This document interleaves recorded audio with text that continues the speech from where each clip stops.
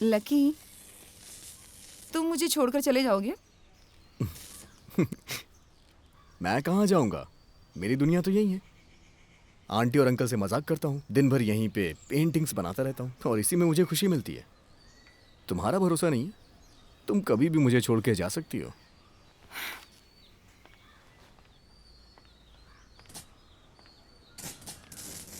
पर मैं कहाँ जा सकती हूँ? तुम चाहते हो कि मैं चली जाऊँ? तुम्हारे पास जाने के लिए कई जगह हैं। बैंगलोर जा सकती हो या फिर कलकत्ता भी जा सकती हो अपने डैडी के घर। तुम्हारा रिसर्च यहाँ कंप्लीट नहीं हुआ तो विदेश भी जा सकती हो।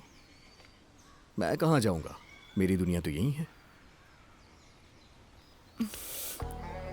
पर मैं सिर्फ तुम्हारे साथ ही खुद को सेफ फील करती हूँ, और कहीं नहीं। मुझे लगता है पूरी प्लानिंग करके प्यार किया है मुझसे। नहीं, बिल्कुल नहीं। ऐसी तो कोई बात नहीं है लकी। प्लानिंग करके तो किसी से प्यार नहीं होता। प्यार कब हो जाता है ये हमें पता ही नहीं चलता। पर तुम्हारा काम देखकर मुझे ऐसे लगा था कि हाँ, हमारे बीच ऐसा कुछ हो सकता है। और देखा, मेरी इंट्यूशन हमेशा सच होती है। जैसे ही तुम मुझे प्रपोज करने के लिए आए, मैं पहले से ही तुम्हें हाँ कहने के लिए तैयार थी। ऐसा है क्या? हाँ। सच कह रही हो? जरा 1 मिनट रुकना। क्या? कहाँ जा रहे हो? रुको तो।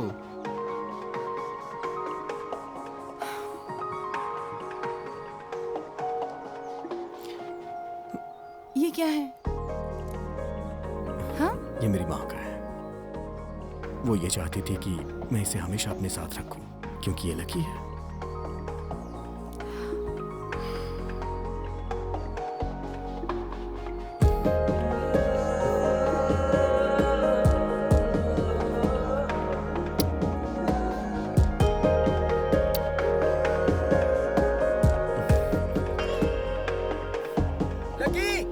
कहाँ है तू?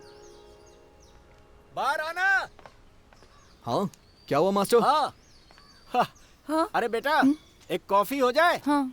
कड़क वाली। सुनो, तुम यहाँ मजे से अपने घर में बैठे हो। पता है सलोमी और मार्टिन क्यों नहीं आ रहे? और हाँ, पता है मौसी के साथ क्या हुआ है? क्या हुआ मास्टर? हाँ, अब तुम्हारे आसपास क्या हो रहा है ये बताने के लिए कोई बाहर वाला आएगा। नीचे आओ, चलो आओ जल्दी। हाँ। बेवकूफ कहीं का। घर खरीदने वाले आ रहे हैं, हम बेघर हो जाएंगे। वो कोर्ट से ऑर्डर भी लेकर आए। बताओ हम कहाँ जाएंगे? तुम्हें उस कंपनी वाले और लड़कों से बात करनी चाहिए। हो सकता है सब ठीक हो जाए।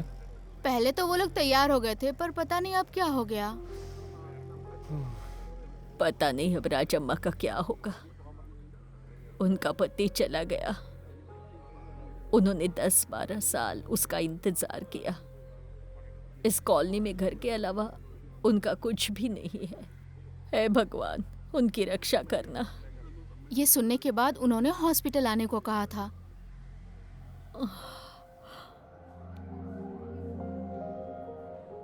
वो घर मेरे पति ने बनाया था। वो वापस आएंगे तो मुझे वहीं ढूंढेंगे।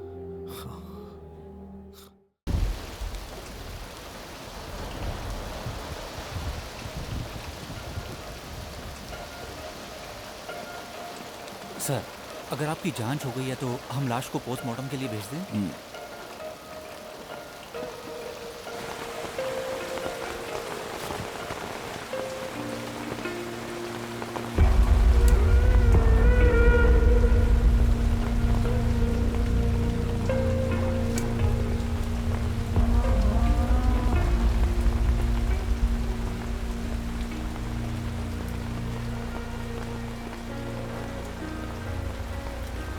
सर, ये मार्टिन और सलोमी हैं, इस घर के नौकर।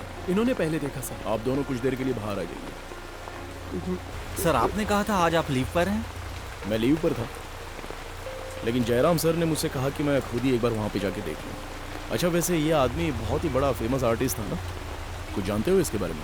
थोड़ा बहुत जानता हूँ सर। लक्की नाम था इसका।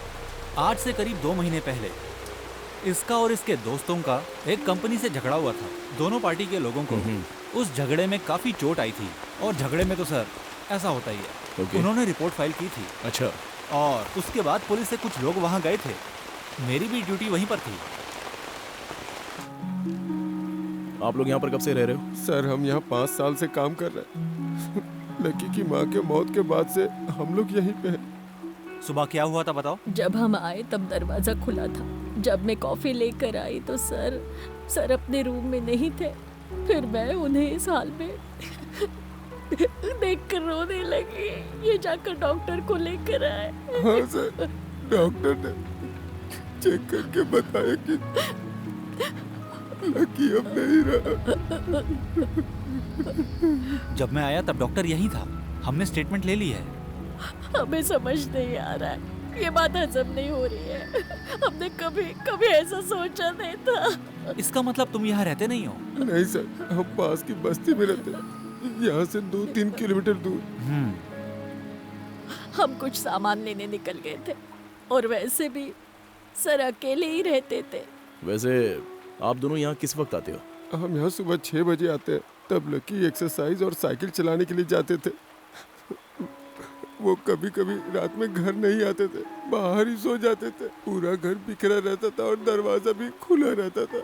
और वो काफी गहरी नींद सोते थे। हाँ। कई बार आवाज लगानी पड़ती थी। अच्छा, ये लकी के माँ बाप नहीं थे क्या? जब लकी की उम्र 6 साल की थी तभी उनके पिता की मौत हो गई, लेकिन उनकी माँ ने कभी एहसास नहीं होने दिया कि उनके पिता अब नहीं रहे। कुछ दिनों के बाद एक बीमारी की वजह से उनकी माँ भी गुजर गई।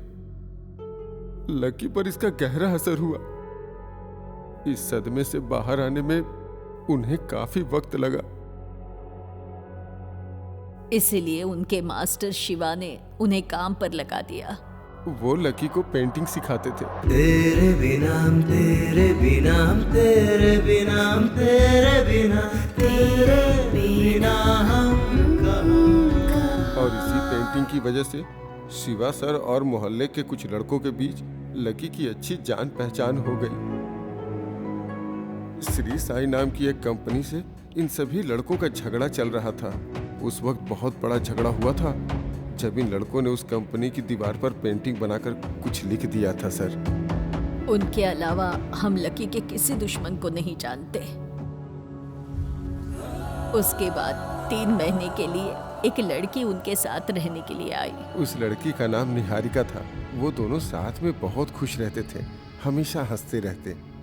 हमने सोचा लकी सर उससे शादी करेंगे। जब 2 हफ्ते पहले हम यहाँ आए तो हमने उसे नहीं देखा और पूछा तो लकी सर ने कहा कि वो बैंगलोर चली गई है। उसके जाने के बाद लकी काफी तनाव में रहने लगा। जब हमने लकी सर को गौर से देखा तो वो परेशान लग रहे थे, जैसे कोई बड़ा दुख अपने अंदर छुपा लिया हो। आप दोनों ने कल कुछ अजीब होते हुए देखा? जब हम कल शाम को निकल रहे थे तो एक कुरियर आया था। शायद उसी लड़की ने भेजा था। इन्होंने जिनके बारे में बताया सबको ट्रेस करो। शिवा, निहारिका और Shri Sai builders. Okay sir. हाँ, काम हो गया फातिमा, तुम रेडी रहो। ठीक है, तो मैं अभी निकलता हूँ। दरअसल मुझे फातिमा के साथ किसी अर्जेंट काम के लिए जाना है। तुम बाकी का सारा काम देख लो और कुछ सस्पिशियस मिलता है तो मुझे कॉल करना। जी सर। और फॉर्मेलिटीज़ होने के बाद लाश पोस्टमार्टम के लिए भेज देना। और इस बीच अगर इसका कोई रिश्तेदार यहाँ पर आता है तो उससे पूरी इंक्वायरी कर देना। और किसी को लाश के पास आके रोने मत देना। एक काम करो, किसी को अंदर आने ही मत देना। और सारा काम होते ही जगह सील कर देना। Okay sir. ठीक है, तो मैं कल मिलता हूँ। हम रात को फ़ोन पे बात कर लेते हैं। सर हाँ, शाम को मेरी बेटी की बर्थडे पार्टी पे जरूर आना। 7 से 7:30 के बीच आ जाइएगा। ओके, ठीक है, चलता हूँ। Okay sir. Sir, Jairam sir का है। सर, क्या हुआ अकबर? हमने इनिशियल इंक्वायरी शुरू कर दी है सर। बाकी सारा काम तो आलोक संभाल लेंगे। ओके अकबर, मीडिया वालों को इस बारे में खबर हो गई है। इससे पहले वो अपना इस पर रिव्यू दें। हमें जल्द ही इस पर अपना एक्शन लेना होगा। मैं और आलोक कल से इस पर सीरियस इंक्वायरी करेंगे सर। मुझे लगता है तब तक पोस्टमार्टम रिपोर्ट भी आ जाएगी। ठीक है, अभी तुम निकल सकते हो, मैं बाद में बात करता हूँ। ओके सर, रखता हूँ। एंटोनी भाई, एक काम करो, उनका स्टेटमेंट लेकर उनको यहाँ से जाओ। Okay sir. ओके, चलता हूँ।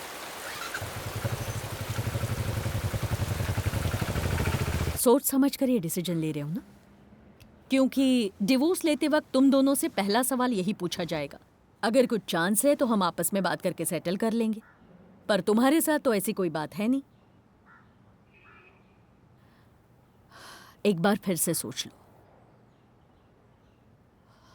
ठीक है, अगर तुम नहीं चाहते तो मुझे कोई प्रॉब्लम नहीं है। नहीं मैडम, हमने डिसाइड कर लिया है, हम दोनों हमेशा अच्छे दोस्त बनकर रहेंगे। हमारे बीच कोई प्रॉब्लम नहीं होगी। डिवोर्स के बाद भी हमारी दोस्ती जारी रहेगी। फातिमा, फातिमा तुम्हें कुछ नहीं कहना है? मैंने पहले ही कहा था, the decision is yours. Advocate की हैसियत से मैं समझा रही थी, पर एज ए गुड फ्रेंड अब डिवोर्स लेना बिल्कुल ठीक नहीं रहेगा।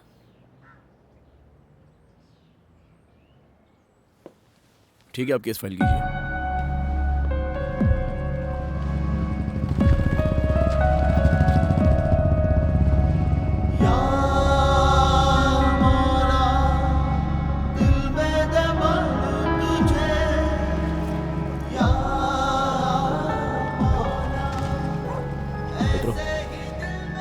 फातिमा, मुझे आने में देर हो जाएगी, तुम खाना खा के सो जाना।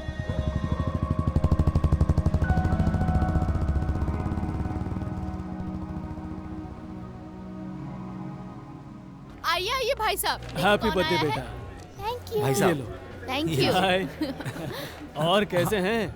इतनी देर से क्यों आए? थोड़ा काम था। हाँ हाँ, सही कह रहे हो। आपको शुगर तो नहीं है ना? मुझे तो नहीं है, पर अकबर को जरूर होगी। ये दिखता जवान है पर बुढ़ा हो गया है। फातिमा इनकी अच्छे से खबर लेगी। पापा के पास जाओ। पापा हाँ मुझे बेटा, 2 चॉकलेट 2 चाहिए। क्यों 4 मिलेंगे आपको। बच्चे ही हमारी जिंदगी में बदलाव लाते हैं। अगर इन्होंने इस बच्ची को अडॉप्ट नहीं किया होता तो ये लोग आज तक डिप्रेशन की वजह से हॉस्पिटल्स के ही चक्कर लगाते रह जाते। जिंदगी में सिर्फ खून का रिश्ता मायने नहीं रखता। ये तीनों उसके एग्जाम्पल हैं। रिश्ते बनाने के लिए दिल में जगह होनी चाहिए। अपने खुद के बच्चे तो सभी को प्यारे लगते हैं सर। सही है, पर दूसरों को अपनाना आसान नहीं होता। Anyway, let's come to our topic. Alok ने ब्रीफ इंक्वायरी की है। इस केस में मिर्च मसाला लगाने के लिए मीडिया वाले कांटेक्ट कर रहे हैं। So what's your initial thought about it? अभी तक हम कुछ क्लैरिफाई नहीं कर पाए हैं। पोस्टमार्टम रिपोर्ट आने से पहले ही किसी भी कंक्लूजन पर बोलना सही नहीं होगा सर।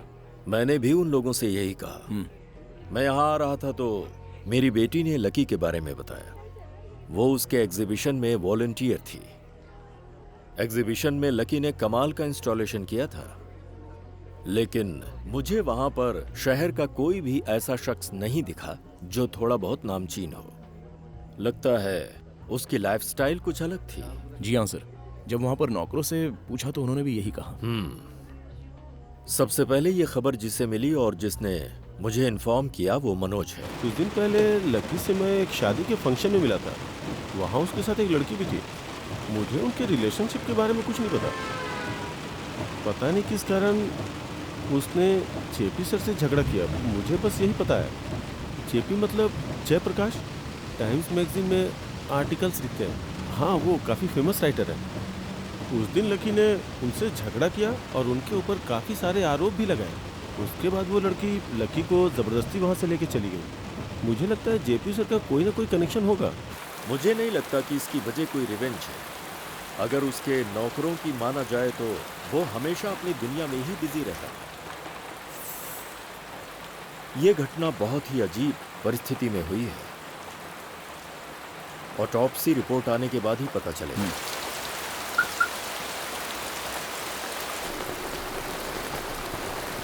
आओ बैठो। क्या sir? Just get inside. Sir,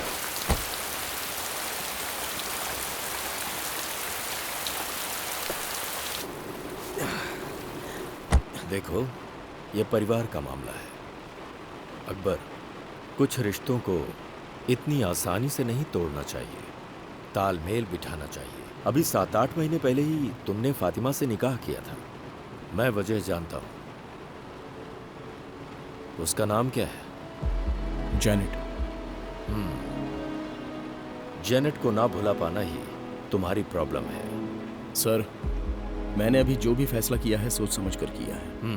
अब और इस पर क्या डिस्कस हो सकता है? क्यों नहीं हो सकता? इसमें सिर्फ तुम और फातिमा ही शामिल नहीं हो। डिपार्टमेंट के काफी सारे लोग इस शादी का हिस्सा थे।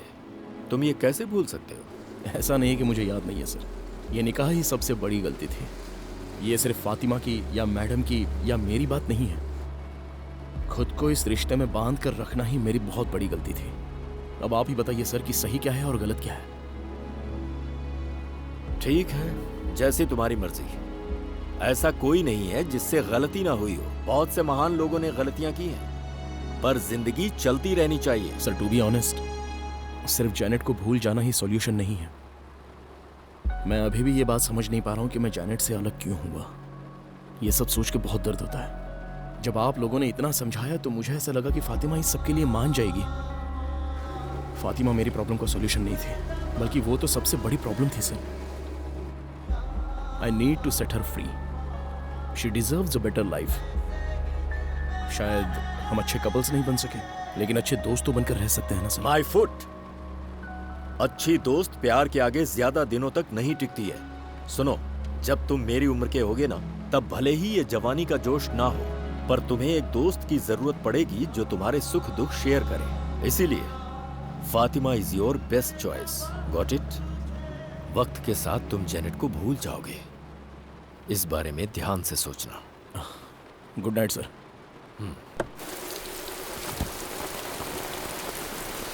Okay sir. Okay. Jairam sir ने कहा कि जेपी के बारे में पता लगा। Yes sir. वो शहर में है या नहीं ये देख लेना। ठीक है सर। और अगर वो यहाँ पर है तो हम उससे मिल लेते हैं। ओके। कल सुबह घर पे आ जाना मेरे। हाँ ओके। बाय बेटा। बाय बोलो बेटा। बोलो। Very good. ठीक है, तो मैं चलता हूँ। जी सर।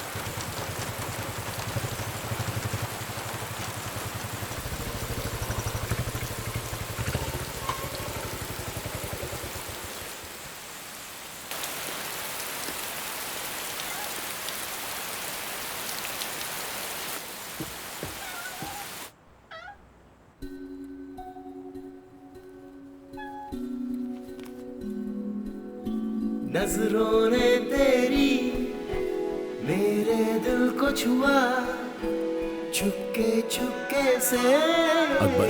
कब ये जैनेट। प्यार हुआ।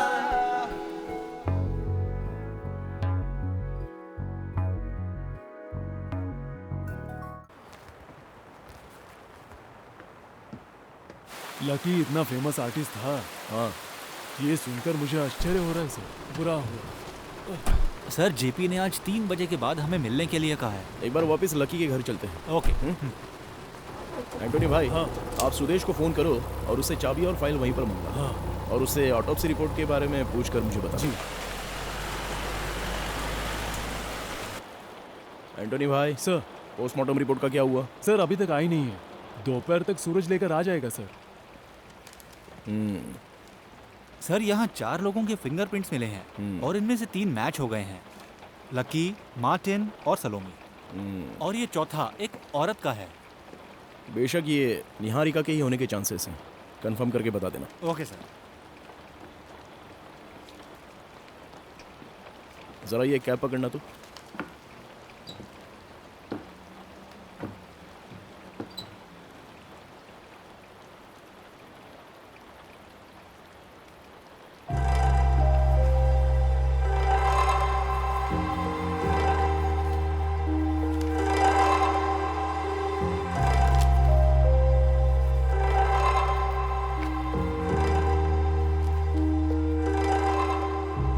आलोक। हाँ सर। मुझे लगता है ये उसकी डायरी है। मार्टिन के जाते वक्त ये कुरियर से आई थी। एक काम करो, इसे पैक करके रख दो और इस फाइल में केस की सारी डिटेल्स हैं। हाँ ठीक है ठीक है सर। ऑफिस से फ़ोन है। जयराम सर ने सबको 12 बजे के बाद ऑफिस में बुलाया है सर, क्योंकि पोस्टमार्टम सर्जन वहीं आ रही है सर। अभी टाइम कितना हुआ है? अभी 11 बजे हैं सर। उनको बोल दो हम आ रहे हैं। हाँ सर। हेलो। अच्छा आलोक। हाँ सर। तुमने कहा था कि तुम्हारी मौजूदगी में लकी के साथ कुछ घटना हुई थी। क्या हुआ था बताओ। सर मुझे लगता है वो जरूर किसी फ्रॉड बाबा का केस रहा होगा। हाँ। कुछ लोगों ने उसे मारा था और उसे नंगा करके उसकी फोटो दीवारों पर चिपका दी थी उन्होंने, और उसके आदमियों को ये चीज बुरी लगी। अच्छा ऐसा। और उन्होंने प्रॉब्लम खड़ी कर दी। हाँ सही है। और फिर उसके बाद कुछ नहीं हुआ क्या? उन दोनों ग्रुप में झगड़ा हुआ था और कुछ लोग घायल भी हुए थे। आपने कुछ कहा क्या? हाँ सर, उसके बाद वो कपड़े पहन के भाग गया था। चलो अच्छा है, लाओ मेरी कैब दे दो। सर। डॉक्टर, मैं आपसे सीधे मिलना चाहता था, वरना रिपोर्ट आप इन्हें ही देकर चली जाती। I guess we have something. Yes sir, we have found something. उसकी मौत जहर से हुई है और जहर मुंह से शरीर में गया है। हम जहर की पहचान तो नहीं कर पाए हैं, लेकिन it looks like a slow poison. Slow मतलब ये नहीं कि इसमें वक्त लगे, इट्स लाइक अ सेडेशन। इससे मौत होते वक्त इंसान को तकलीफ नहीं होती, इससे बिल्कुल स्मूथ और एफर्टलेस और पेनलेस डेथ होती है। 99% ये सुसाइड केस है, ऐसा मेरा कंक्लूजन है। जितना आपने बताया उतना ही मान लेना ठीक है डॉक्टर? नहीं, और भी कोई कंक्लूजन हो सकता है।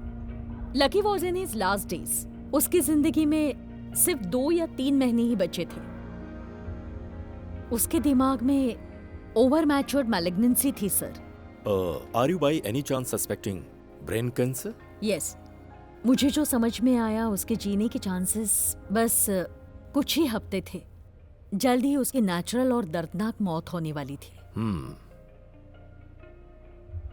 यानी मौत के डर से सुसाइड की पॉसिबिलिटीज हैं। सो आई थिंक दैट्स इट। यही बात मीडिया को बताइएगा। क्या कहते हो अकबर? उसके बारे में उसके घर के नौकरों की तो बहुत ही अच्छी राय सुनने को मिली मुझे। अगर सच कहूं तो ऐसे इंसान ने बीमारी के खौफ में ऐसा कदम उठा लिया, ये बात कुछ हजम नहीं हो रही है। मेंटली डिप्रेस्ड पेशेंट ही ऐसा कदम उठाते हैं मिस्टर अकबर। उसके पास्ट लाइफ को प्रेजेंट से कंपेयर करना ठीक नहीं है। If you guys have nothing else, shall I move? Yes doctor. Sir, here is the report. Thank you doctor. Doctor 1 second. Lucky के शरीर पर किसी भी टाइप का कोई जख्म या फिर इंजुरीज के कोई निशान थे? Nothing relevant. ज्यादा नहीं, पर बॉडी में 2-3 जगह इंजुरीज जरूर थी, पर कहीं भी कोई भी बड़ी इंजुरी तो नहीं थी। सिर्फ कुछ खरोंचें थी, वो भी काफी पुरानी लग रही थी। Okay doctor, thank you. क्या हुआ अकबर? सर, तुम कुछ कंफ्यूजन में लग रहे हो। तुम्हारी थियरी में कुछ लूप होल्स हैं क्या? लूप होल्स नहीं है सर। तो फिर? जब मैं इन्वेस्टिगेशन कर रहा था तो लकी के नौकर से मेरी बहुत देर तक बातचीत हुई थी। उसी दौरान उसने मुझसे कहा था कि लकी के चेहरे पर एक अजीब सी परेशानी थी, और सिर्फ इतना ही नहीं, एक लड़की कुछ महीनों से उसके साथ में रह रही थी। इसका मतलब यह है कि उन दोनों के बीच में एक अच्छी रिलेशनशिप रही होगी। लेकिन जिस दिन हादसा हुआ तभी वो लड़की अचानक वहां से गायब हो गई, ऐसा मुझे स्टेटमेंट में पता चला। सो इस केस की सच्चाई तभी सामने आएगी जब हम उस लड़की तक पहुंच पाएंगे। अगर तुम्हें इसकी जरूरत लगती है तो यू प्लीज प्रोसीड। अभी के लिए मैं मीडिया के सामने ऑटोप्सी रिपोर्ट के अकॉर्डिंग बताऊंगा। देखते हैं वो क्या लिखते हैं। तब तक उन्हें अपना दिमाग लगाने दो। तुम जा सकते हो। Okay sir. या जैसा कि मनोज ने हमें बताया और उस सर्वेंट ने भी जेपी और उस लड़की का नाम लिया था, तो हमें इन दोनों से कुछ लीड मिल सकती है। उसने आज शाम को मिलने के लिए कहा है। अच्छा। हाँ। लकी की डेड बॉडी का क्लेम करने के लिए कोई रिलेटिव आया था? अभी तक तो कोई नहीं आया सर। हाँ, मुझे लगता है उसका कोई क्लोज रिलेटिव था ही नहीं। हो सकता है कोई 1-2 दिन में क्लेम करने के लिए आ जाए। चलो जेपी से मिलते हैं। हाँ। अच्छा हुआ वो मर गया। वो उसे अपने घर ले गया और मरने के लिए छोड़ दिया। वही मेरी बेटी की मौत का जिम्मेदार है। उसने आत्महत्या कर ली, यही सच्चाई है। लकी के साथ रहने वाली निहारिका की आप बात कर रहे हैं? उसने आत्महत्या की थी। कब की थी? कुछ ही दिन पहले। इससे बुरा और क्या हो सकता है? कहाँ की थी? बेंगलोर में, अपने ही घर में। तो इस बारे में आपने लकी को बताया था? क्यों बताऊं? कौन है वो? Okay, by the way mister JP, आप निहारिका के बारे में कैसे जानते हैं? मिस्टर अकबर, निहारिका मेरी भांजी थी। मेरी सगी बहन की बेटी थी वो। उसको मैंने पाला पोसा है, भांजी की तरह नहीं, अपनी बेटी की तरह। और वो उसे ले गया, स्काउंड्रल। मैं अब भी उस सदमे से उबर नहीं पाया हूं। उस आदमी की बात करना बेकार है, लेकिन नेहा, हम उसे बचपन से इसी नाम से बुलाते थे, निहारिका बैनर्जी। बैनर्जी? ये तो बंगाली सरनेम है ना? हाँ, बंगाली है। जय सुधा, उसकी शादी एक बंगाली से हुई थी, आशुतोष बैनर्जी। बंगाली राइटर थे वो। पढ़ाई के दौरान उनकी मुलाकात हुई।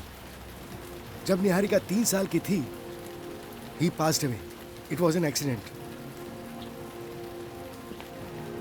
उसके बाद वो ज्यादा दिन कोलकाता नहीं रुकी। बैंगलोर के एक इंस्टीट्यूट में जयसुधा को केमिस्ट्री डिपार्टमेंट में लेक्चरर की पोस्ट मिल गई। तब से वो वहीं सेटल हो गई। यहाँ की पढ़ाई और पालन पोषण बैंगलोर में ही हुआ। वो हमेशा सीरियस रहती थी, बिल्कुल अपने पिता की तरह। वो बचपन से ही अपने पिता की तरह राइटर बनना चाहती थी, और अपनी माँ की तरह उसका पढ़ाई में बहुत मन लगता था, और वो केमिस्ट्री में बहुत एक्सपर्ट हो गई थी। उसके बाद उसने मास्टर्स और पीएचडी की। अच्छा, तो क्या निहारिका यहाँ पर भी कुछ दिनों के लिए रहने आती थी? नहीं नहीं, एक बार अपनी पीएचडी के सिलसिले में यहाँ आई थी वो, और उस वक्त इंडस्ट्रियल केमिस्ट्री पर रिसर्च कर रही थी। उसने यहाँ रहकर 2 महीने तक एक सेट में काम किया था और यहीं रहती थी वो। उसके बाद उसकी मुलाकात लकी से हुई और वो यहाँ से चली गई। यहाँ से जाने के बाद आपकी उससे मुलाकात हुई? कई महीने उसे उसके साथ देखा था मैंने। एक बार एक पार्टी में मेरी उससे मुलाकात हुई थी, लेकिन उसने मुझसे ठीक से बात तक नहीं की, फिर वहाँ से भी चली गई। अच्छा, ये सब कुछ तो ड्रीम हॉल की पार्टी में हुआ था ना? हाँ, लेकिन आपको कैसे पता? मुझे पता चला है कि लकी और आपके बीच में वहाँ पर झगड़ा हुआ था। आप लकी या निहारिका के किसी दोस्त से मिलते थे? नहीं तो मुझे बाद में पता चला कि वो बैंगलोर चली गई। मुझे लगा उसे लकी की सच्चाई पता चल गई होगी और सोचा कि अब वो कभी ऐसा दोबारा नहीं करेगी। उसके बाद उसने अपने आप को कमरे में बंद कर लिया और आखिर में निहारिका ने सुसाइड कैसे किया था? जहर खाकर। वो उस दिन शाम तक अपने कमरे से बाहर ही नहीं निकली। पता चला वो डीप स्लीप पे थी। ये सब उस कमीने की वजह से हुआ। सर, नेहा को उसी ने मारा।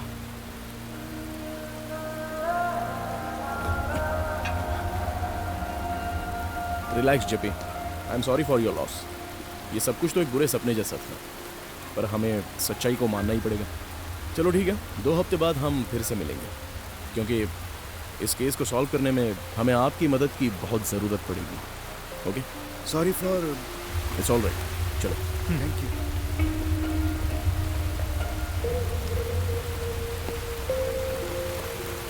अच्छा सुनो सर। इनसे निहारिका के बैंगलोर का एड्रेस ले लेना। बैंगलोर का? हाँ।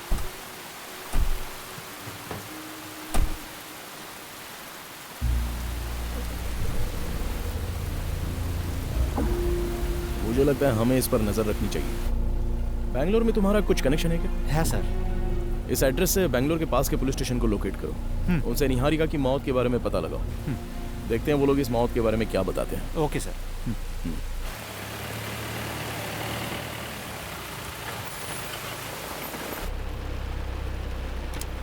हाँ सर, ये रही वो डायरी। हाँ, अच्छा, तुमने लकी के दोस्त के बारे में मुझे बताया हाँ था? सर, शिवा। वो अभी तक नहीं मिला, पर हमें पता चला है कि वो अब वहाँ नहीं रहता। अच्छा, वो construction company Shri Sai builders. हाँ। अगर उस कंपनी का कोई बंदा तुमसे मिलता है तो उनसे अगले हफ्ते की अपॉइंटमेंट ले लेना, लेकिन साफ साफ उन्हें कुछ भी मत बताना। जी सर। ठीक है, तो तुम निकलो। Okay sir. हम कल मिलते हैं।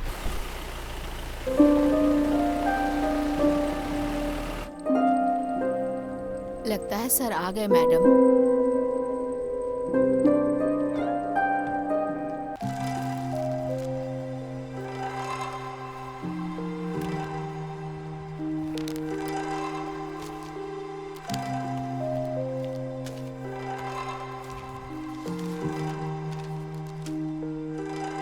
लकी, मुझे पता है तुम वहाँ काफ़ी परेशान हो। यहाँ मैं तुमसे 100 गुना ज़्यादा परेशान हूँ।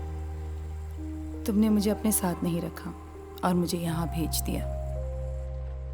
चलो छोड़ो, इस लेटर के साथ ये डायरी भेज रही हूँ, शायद तुम्हें देखकर अच्छा लगे। तुम बिना मुझे बताए मेरी डायरी पढ़ना चाहते थे। आराम से पढ़ो। मैंने कहा था नहीं कि मैं ये डायरी तुम्हें तब दिखाऊंगी जब तुम इसे पढ़कर समझने के काबिल हो जाओ।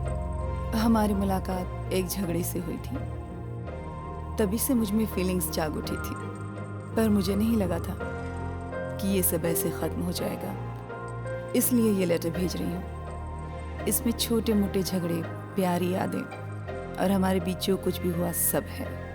इसे पढ़ने से पहले तुम अच्छे से आराम कर लेना। एक बार सब कुछ दोबारा पढ़ना। इसे पढ़ने के बाद तुम मुझे अपने पास पाओगे। तुम्हें ऐसे लगेगा जैसे मैं तुम्हारी यादों में हूँ। तुम्हारी निहारिका। लकी, तुम इतने शॉर्ट टेम्पर्ड क्यों हो?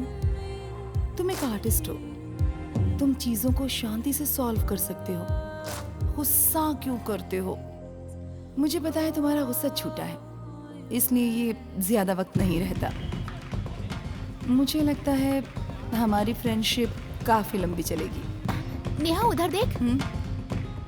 वो वाला। कितना कितना सुंदर है ना। है तो। चलो वहाँ चलते हैं। तुम्हें समझ नहीं आता, आज संडे है और तुम मुझे ये सब बकवास चीजें दिखाने ले आई। तुमने तो कहा था कि घर पे बोर हो रही हो। शॉपिंग करने से अच्छा है कि हम यहाँ पे आ गए। अगर तुम्हें इंस्टॉलेशन पसंद नहीं आए तो चल के पेंटिंग देखते हैं, वो पसंद रहने आएगी। दो, ये पेंटिंग किसी को समझ में नहीं आने वाली। पेंटिंग अरे बाप रे, ये क्या फालतूगिरी है। इन सब के बारे में ऐसा मत कहो, सबका अलग अलग मतलब होता है। मतलब इन्हें खूबसूरत सिनेरियो या हम जैसी खूबसूरत लड़कियों की पेंटिंग बनानी चाहिए। ये एक डिप्रेशन है, फटाफट बना दिया। मुझे तो इसमें बस यही सब दिख रहा है। क्या कहा? हाँ, फटाफट बन गया? तुम्हें पता है इसे बनाने में कितना समय लग गया? 2 महीने। 2 महीने लगे? और इसमें अब रहने भी दो बॉस, शौक पूरा करने के लिए तो 3 महीने भी लगा सकते थे। तुमने तो कहा था कोई ग्रेट आर्ट लवर है, इसमें ऐसा तो क्या ग्रेट लग रहा है तुम्हें? ये कोई चम्मच से खाना खाने जैसा नहीं है। इसके बारे में तभी पता चलेगा जब इसे दिल से देखा जाए। ये जगह कोई टाइम पास करने वाली या बकवास से कमेंट्स करने वाली नहीं है। हाँ तो बोर्ड लगाना चाहिए ना कि हम जैसे लोग यहाँ नहीं आ सकते। हाँ गलती हो गई, बोर्ड लगाना चाहिए था। हमें नहीं पता था कि यहाँ कोई भी मुंह उठा के आ जाता तो फिर तुमने ये शो यहाँ रखा ही क्यों? हाँ, पता जाओ नहीं ना, वो क्या चल समझता है। चल रहा बड़ा हूँ। ग्रेट किसी चीज का सेंस होता नहीं अरे है। लकी, तू वहाँ क्यों पंगे ले रहा है? देख यहाँ कुछ प्रॉब्लम हो गई है, मैं अभी जाके आता हूँ, तू यहीं रुकना। हुआ क्या चल रहा है? क्या हुआ? क्या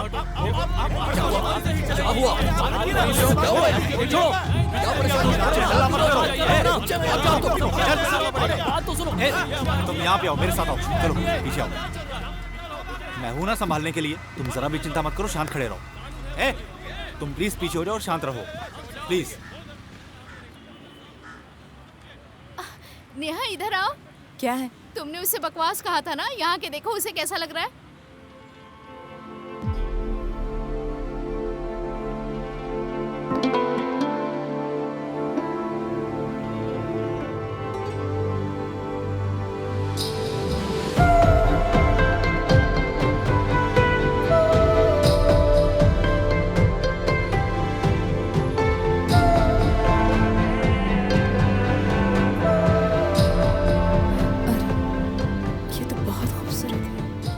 बिना सोचे समझे कुछ नहीं कहना चाहिए। तुमने बहुत बड़ी गलती कर दी नेहा।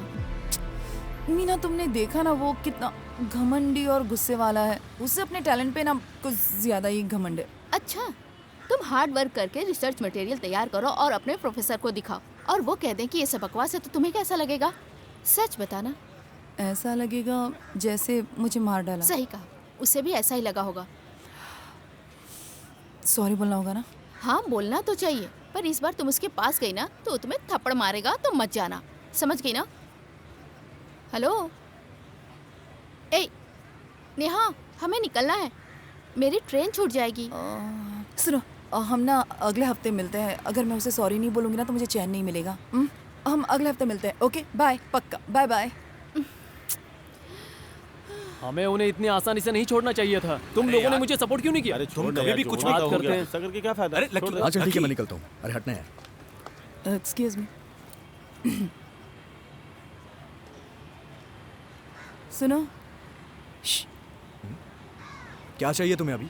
शांत हो जाओ। देखो, मैंने बिना समझे और बिना सोचे तुम्हारी पेंटिंग पर कमेंट किया तो मुझे पता है तुम्हें गुस्सा आ सकता है। सो रियली हाँ, सॉरी। बहुत गुस्सा आता है मुझे। हाँ, देखो, तुमने बिल्कुल सही कहा था कि मुझे आर्ट के बारे में बिल्कुल भी नॉलेज नहीं है। वो मेरी फ्रेंड थी ना, वही मुझे लेकर आई थी। वो चली गई, वरना उसकी ट्रेन मिस हो जाती। मैं सच कह रही हूँ, फिर से कभी ऐसा नहीं कहूँगी।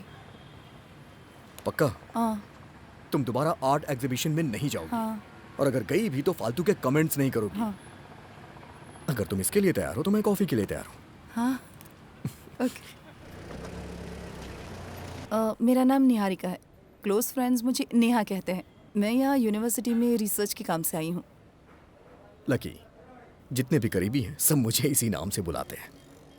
मैं यहीं रहता हूँ, काम तो जान ही गई हो। जो मैंने कहा उसके लिए मैं फिर से सॉरी कहूँगी। हाँ, मैंने उसे जब ध्यान से देखा तब समझ में आया कितनी मेहनत का काम है ये।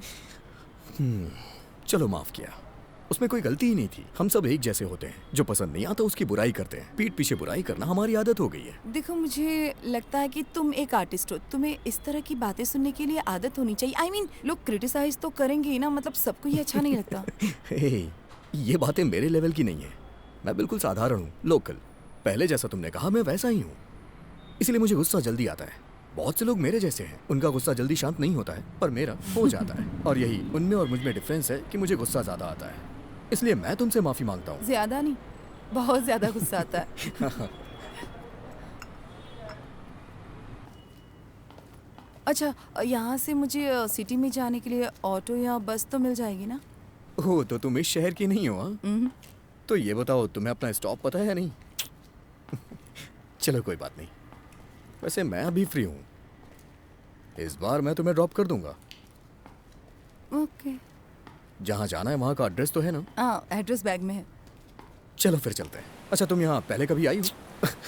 यहाँ आके बहुत शांति मिलती है, कमाल का बीच है ये। इस बीच पे तो मछलियाँ पकड़ी जाती हैं। तो हर बीच पे पकड़ी जाती है। मैडम देखिए। सर ये आपने क्या किया? ये हमारी रोजी रोटी है, लेना है तो लीजिए, नहीं तो चले जाइए। तो क्या तू इसे मेरे मुंह में डाल देगा? किसी को मार के जीना पता नहीं कैसे सीखते हैं ये लोग। सारी ये मछली, इसी से हमारा घर बार चलता, पता है? समझे आप? प्लीज और रहने दो, आपने इसे चलते धक्का हैं। क्यों दिया, बताएंगे जरा हमें? मैंने जानबूझ लड़की के के नहीं सामने किया। हीरो बन रहे हो। क्या हो रहा है रे? लगता है इसे सीधी बात समझ में नहीं आती। मैडम इसे लेके जाइए यहाँ से, वरना यहीं गाड़ देंगे। क्या कर लेगा तू? बताऊं क्या क्या करूंगा? कर लेगा तू? चलो, क्या कर लेगा? ए, तुम पागल हो क्या? इतना गुस्सा करने की क्या जरूरत थी? अच्छा, तुमने देखा नहीं वो मछली मेरे मुंह में घुसाई जा रहा था? तो तुमने नहीं देखा वो कितने सारे लोग थे? तुम्हें वहाँ ये सब करने की कोई जरूरत नहीं थी। अगर मैंने ऐसा किया तो फिर वो क्या कर रहा था? अरे तुम अपनी बात करो ना। बैठो। शे।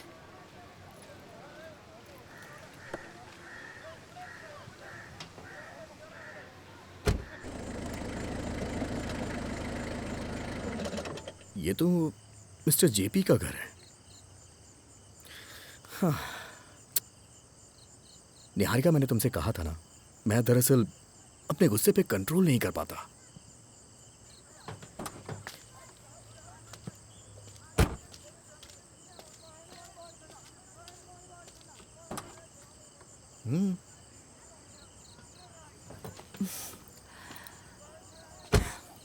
अब जाऊं? Okay, bye. ओके। नेहा, ये बैंगलोर नहीं है। यहाँ इस शहर में ये सब नहीं चलता है। ये कोई धर्मशाला नहीं है जहाँ तुम अपनी मर्जी से आ जा सकती हो। ये मेरा पर्सनल मामला है। मैं तुम्हारे मामले में दखल नहीं दूंगा, पर जब तक तुम इस घर में हो तब तक तुम मेरी जिम्मेदारी हो। ऐसा ही चलता रहा तो मुझे तुम्हारी मॉम से बात करनी पड़ेगी। मुझे भी मॉम से बहुत सारी बातें करनी है, पता है आपको। बिना मतलब बात को बढ़ाइए मत। आपको पता है ना, मैं सारी बातों को भुलाकर यहाँ पर रहने आई हूँ, वो भी मॉम के कहने पर। जैसे ही अच्छी जगह मिल जाएगी मैं तुरंत यहाँ से चली जाऊंगी। तब तक मेरे मामलों में बीच में मत आइए। नेहा, से चिल्लाते कितना है।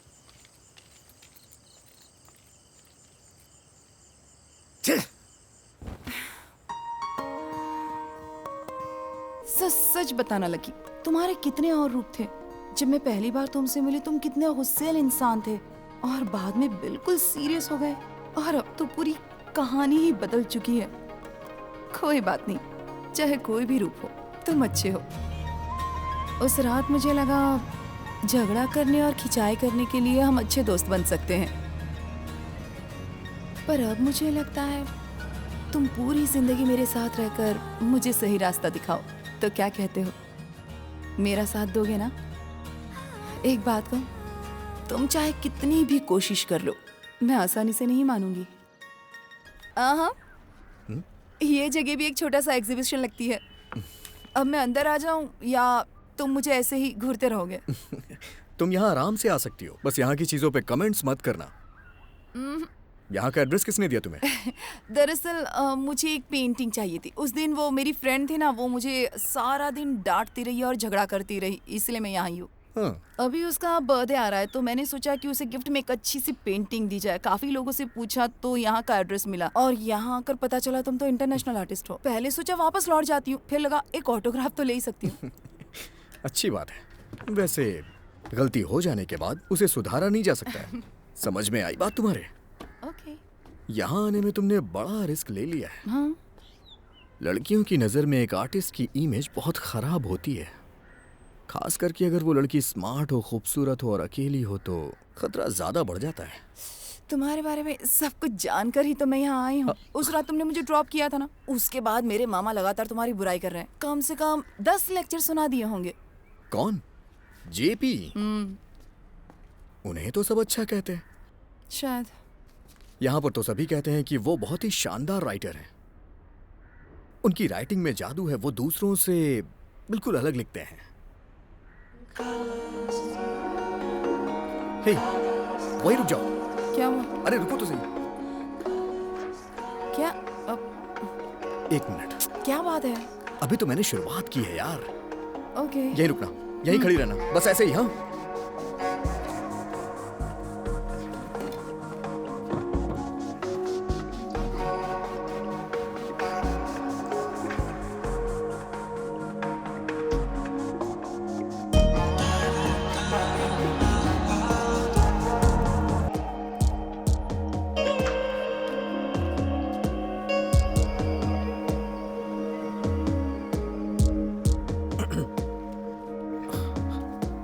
थोड़ा इस तरफ है। इस तरफ, इस तरफ। अरे यार, पेंट लग गया था। हाथ इस तरफ। परफेक्ट।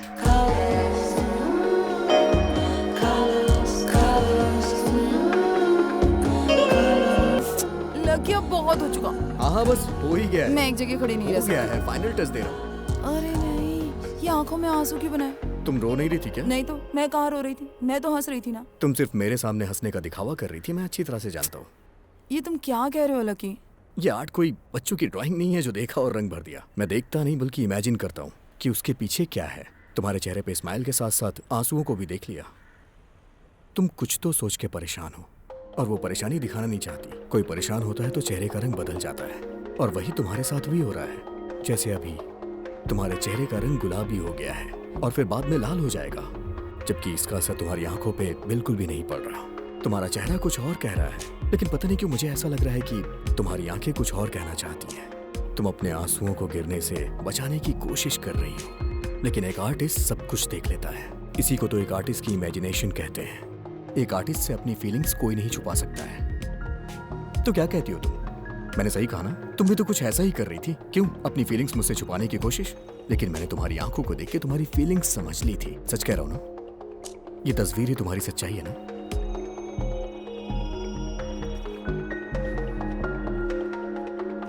तुम सच्चाई मान क्यों नहीं लेती? लकी, अभी तुम मेरे मामा के बारे में क्या कह रहे थे? किसी दिन उन्हें यहाँ लेकर आओ, उन्हें वहां बिठाओ और उनकी पेंटिंग बनाओ, तब उनका असली चेहरा तुम्हारे सामने आ जाएगा। पर वो इतने बड़े एक्टर है ना, तुम्हें भी बेवकूफ बना देंगे। तुमने बिल्कुल सही कहा। मैं वहां खड़ी रहकर उसी के बारे में सोच रही थी। उसने मेरा पूरा बचपन बर्बाद करके रख दिया। उसके बारे में सोचकर ही मुझे घिन आती है। तुम जानते हो, एक लड़की जब अपने पिता को खो देती है, तब उसका मामा उसकी माँ का सिर्फ भाई बनकर नहीं रह जाता, लड़की का बाप भी बन जाता है। मैं तो यही सोचती थी। वो हमें बेंगलोर लेकर आए, हमेशा हमारी परवाह भी करते रहते थे। वो एक बहुत ही जिम्मेदार इंसान थे, पर फिर सब बदल गया। उनके प्यार करने का तरीका भी। वो जिस तरह से अपना प्यार जताते थे, वो बिल्कुल अलग तरीका था। मेरी कभी हिम्मत ही नहीं हुई कि मैं अपनी माँ के भाई, उनके दोस्त या उनके मेंटर के बारे में कुछ गलत कहूँ। वो माँ की मदद के लिए हमेशा तैयार रहते थे। उन्होंने अपनी भांजी और बहन के लिए अपनी पूरी जिंदगी और जीने का तरीका ही बदल दिया। काफी समय तक मैं यही सोचती थी, लेकिन 2 साल के बाद मेरे साथ हर समय सिर्फ बुरा बर्ताव किया जाता। मैं समझ रही थी। एक दिन मामा मुझे वॉक पर अपने साथ ले गए। मैं उनसे थोड़ी दूरी बनाकर चल रही थी।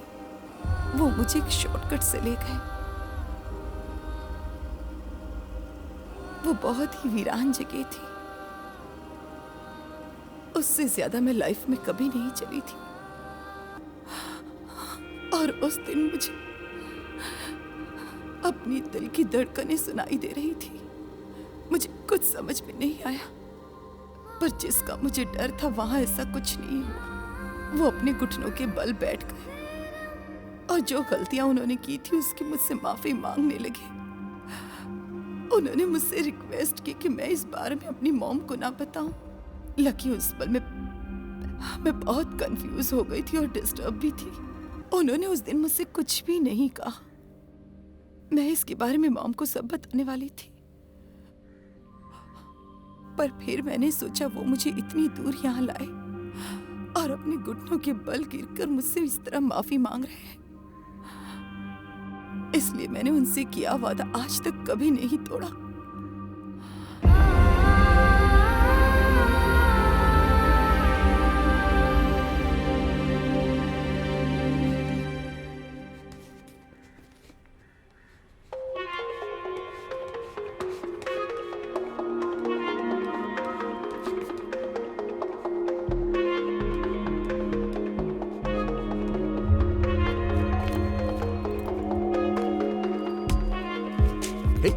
निहारिका, निहारिका रुको तो, लकी हटो, रुको।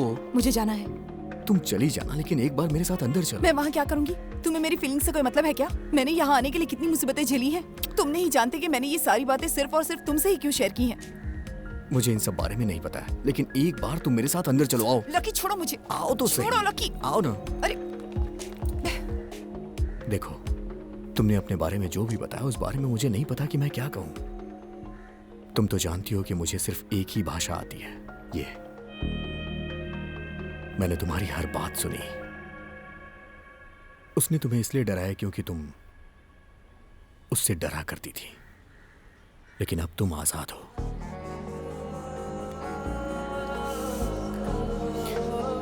Thank you. अब बताओ, तुम्हें अपने दोस्त को कौन सी पेंटिंग देनी है? अपनी फ्रेंड को गिफ्ट में पहले ही दे चुकी हूँ। तुम हंस क्यों रहे हो? कुछ नहीं। अच्छा, अब मैं चलती हूँ। Okay, bye. बाय।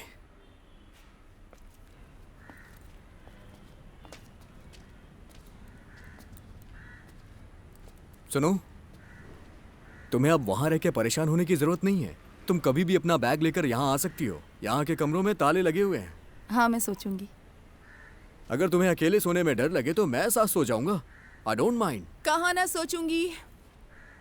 अगर तुम मुझे वहाँ रहने का ऑफर नहीं देते तो मैं वहाँ कभी नहीं आती। पर जैसे तुम्हें पता है कि मैं वहाँ पल पल घुट रही थी, वो बिना रीजन मुझसे सवाल जवाब किया करते थे, इसलिए मैं उस घर से निकल गई। उनके कॉन्टेक्ट्स की वजह से किसी होटल में रहने के लिए सेफ फील नहीं हो रहा था। तब मैंने तुम्हारे ऑफर के बारे में सोचा और मैं अपना सामान लेकर तुम्हारे पास पहुंच गई। मुझे पता था तुम्हें बहुत खुशी होगी और मैं भी जानती थी मेरे लिए भी यही अच्छा होगा। अंकल, मैंने आपको कितनी बार समझाया कि मेरे सामान इधर उधर मत रखा करिए। आपको ऐसा करने में मजा क्या आता है? मैं वापस वही रख मैंने देती कुछ हूँ नहीं बेटा। किया। आप इन्हें समझाइए, मेरे कहने पे नहीं समझते। हे, आओ ना। ये कितनी बार समझाओ, तुम्हें वापस रखो आप। मैंने क्या किया? चलो इधर ही रख देता हूँ। हाँ ठीक है। कौन है ये लड़की? मुझे क्या पता? मुझे क्या पता है? सी, यहाँ की सारी चीजें मेरी कंट्रोल में हैं। मैं जो जब चाहूँ वो आसानी से ले सकता हूँ। यहाँ कोई भी चीज ढूंढना मेरे लिए मुश्किल नहीं है। बताइए मैडम, आपको क्या चाहिए? एक काम करिए मैडम, आप मुझसे मुझे कुछ कुछ नहीं चाहिए। नहीं मैडम, कुछ मांगिए ना please. Paint brush. Paint brush, paint brush. Scissors. Scissors, छोटी वाली या बड़ी वाली? मीडियम। Medium, medium. वॉलेट कहाँ है? वॉलेट तो यहाँ पड़ा है। पेन। यहाँ पेन का यूज कोई नहीं करता, इसलिए पेन नहीं मिलेगी। हम यहाँ पेंसिल यूज करते हैं। पेंसिल से लिखेंगे तो उसे मिटा भी तो सकते हैं। हाय। अरे ये रही पेन। अरे मिस्टर शिवा सर, अब तक कहाँ गए थे? मैं टूर पर था। वैसे यहाँ चल क्या रहा है? नए चेहरे दिख रहे हैं। हेलो, कौन है ये? अभी मिलाता हूँ। ये है निहारिका। हाँ। सिर्फ निहारिका नहीं, निहारिका बैनर्जी। लेकिन जो लोग इनके क्लोज होते हैं वही इनको नेहा बुला सकते हैं। अच्छा। दरअसल ये यहाँ यूनिवर्सिटी में रिसर्च करने के लिए आई हैं। अच्छा अच्छा। नहीं, वो मेरा पेन। हाँ। अरे इनसे तो मैंने आपको मिलवाया ही नहीं। ये है मिस्टर मार्टिन, मैं इन्हें अंकल कहता हूँ, और ये सबसे अलग है। पूरा घर इन्हीं के कंट्रोल में रहता है। वो आवाज सुनी? सलोमी आंटी। सलोमी आंटी अंकल की धर्मपत्नी है। अच्छा लकी, तुम उसके बारे में बोल रहे हो? उन्हीं के बारे में। हाँ। और ये हैं मिस्टर शिवशंकर, हाय। आर्टिस्ट, राइटर, ट्रैवलर, कुछ भी कह सकते हैं। सच कहूँ तो ये मेरे गुरुजी हैं, सब कुछ मैंने इन्हीं से सीखा है। ये ज्यादा हो गया। ये सब कुछ मैं अपनी जीविका चलाने के लिए करता हूँ। सलोमी जी, हाँ जी। कॉफी पियोगी ना? 2 कॉफी। आपका घर कहाँ है? बैंगलोर में। कब से जानती हैं आप इसे? ज्यादा नहीं, बस 2 हफ्तों से। हाँ। अगर देखा जाए तो इसकी जिंदगी में मुझे लेकर पूरे 10 लोग आ चुके हैं। हाँ हाँ हाँ, लेकिन सबसे ज्यादा क्लोज मैं ही रहा हूं इसके। सालों से अपनी दोस्ती है। और उसकी इसी लिस्ट में तुम्हारा भी नाम जुड़ गया है। पर मैं यहाँ कुछ हफ्तों के लिए पेइंग गेस्ट के तौर पर रहूंगी।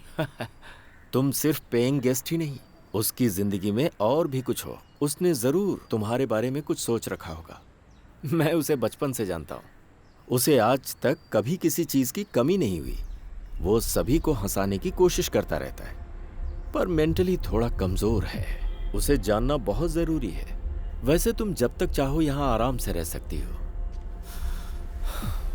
एक साथ अपनों की मौत का सदमा वो बर्दाश्त नहीं कर पाया। वो 10 साल का था जब उसके पिता की मौत हुई। इस सदमे से वो आज तक नहीं उबर पाया। हमें लगा था कि धीरे धीरे सब ठीक हो जाएगा, पर वो सदमा अब उसके दिल में पूरी तरह से मौत का खौफ बन चुका था।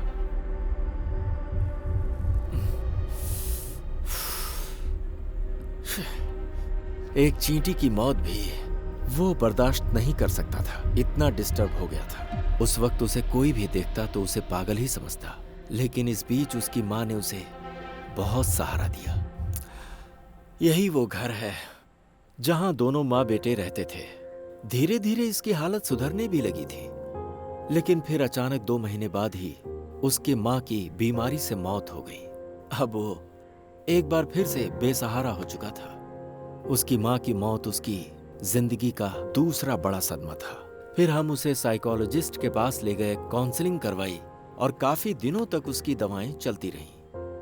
पर इन सदमों ने उसकी जिंदगी को बदल दिया। भले ही उसने कई सदमे झेले हों, पर उसने खुद को संभाल लिया है।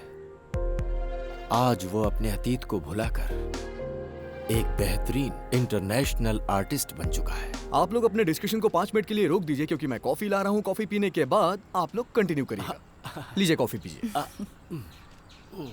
Coffee is caffeine, caffeine is creativity. अच्छा, ये बात किसने कही थी? तुमने। हाँ करेक्ट, मैंने ही कही थी। हाँ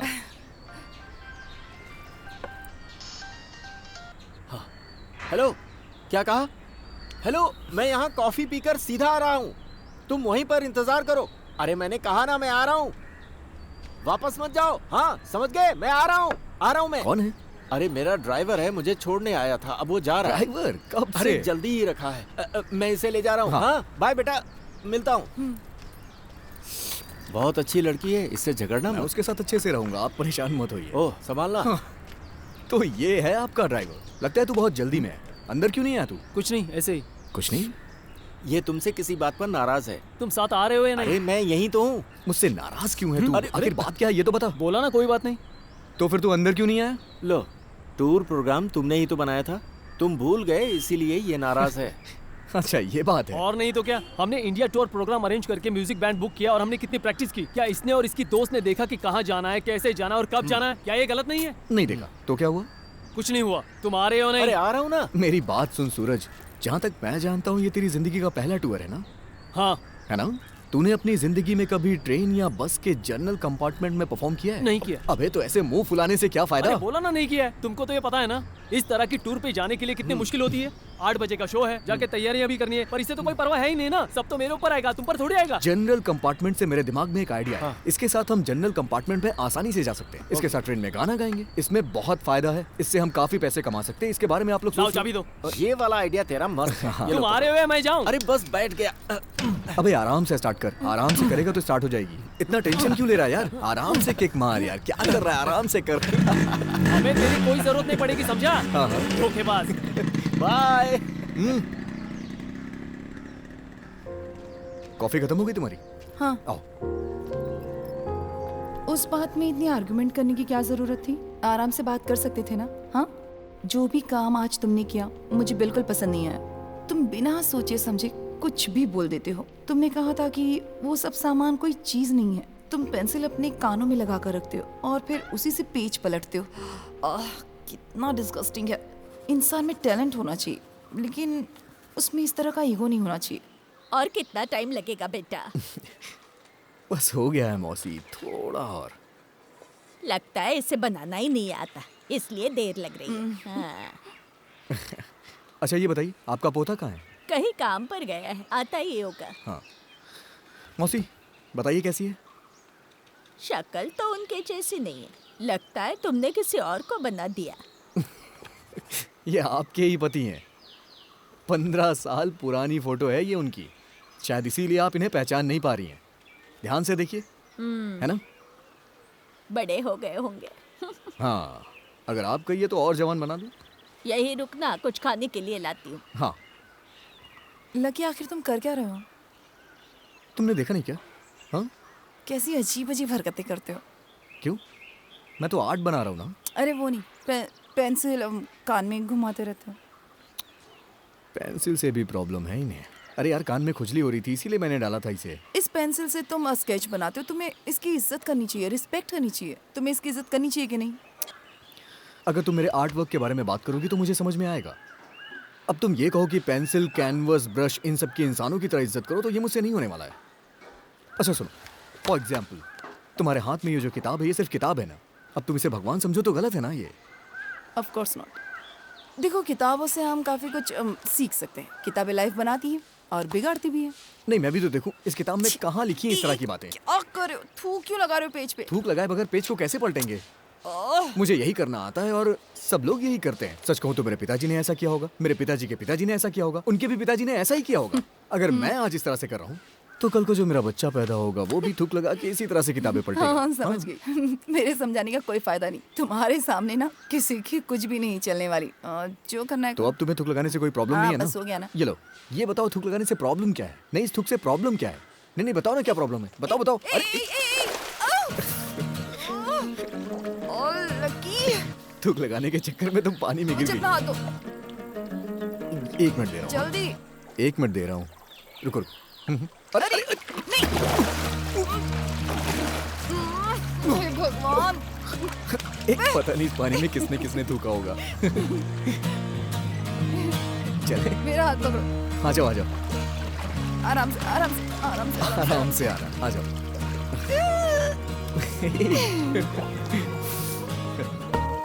एक बार मैंने ऐसे ही सड़क पर छोटे छोटे बच्चों के साथ कोलकाता की सड़कों पर बहुत एंजॉय किया था। मेरे बचपन की कुछ प्यारी यादें हैं और बहुत मिस करती हूँ। लगता था जिंदगी की गाड़ी कहीं रुक गई, वो अचानक से फिर से चल पड़ी है। Thank you. वेलकम। नहीं चाहिए।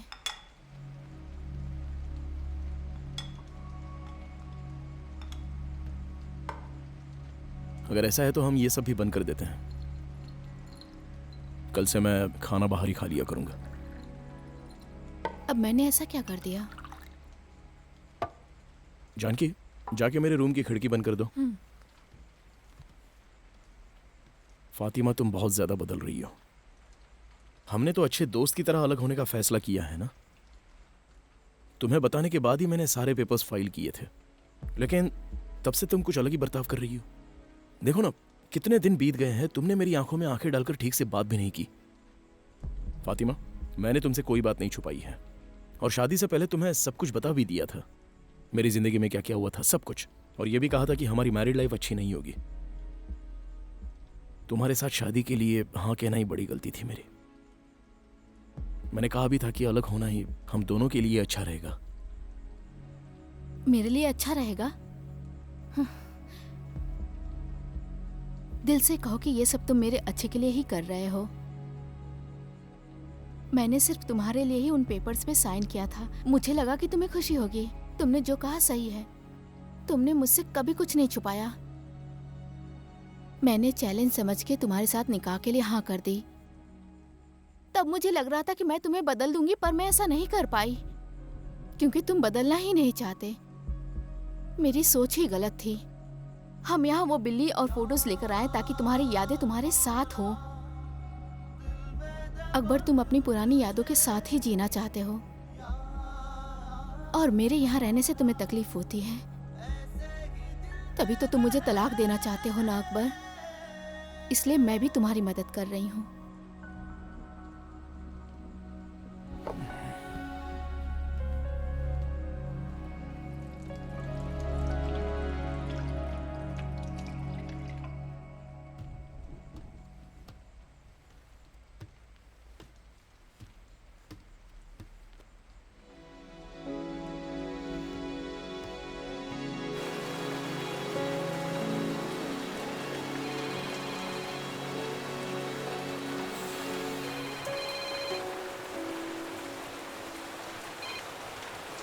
हाँ बोलो आलोक। सर, मैं श्री साईं बिल्डर्स के कुछ लोगों से मिला था। उनकी एमडी सिर्फ आज रात ही शहर में है। वो कल दुबई के लिए निकल रही हैं और वो कम से कम 2 हफ्ते बाद वहाँ से लौटेंगी। अभी वो अपने गेस्ट हाउस में ही हैं। उन्होंने कहा अगर काफी अर्जेंट है तो आज मिल लेते। हम आज ही उससे मिलेंगे। मैं बस 10 मिनट में रेडी हो जाऊंगा। Okay sir. तुम यहाँ आकर मुझे पिक करो। Okay sir. ओके, आ जाओ।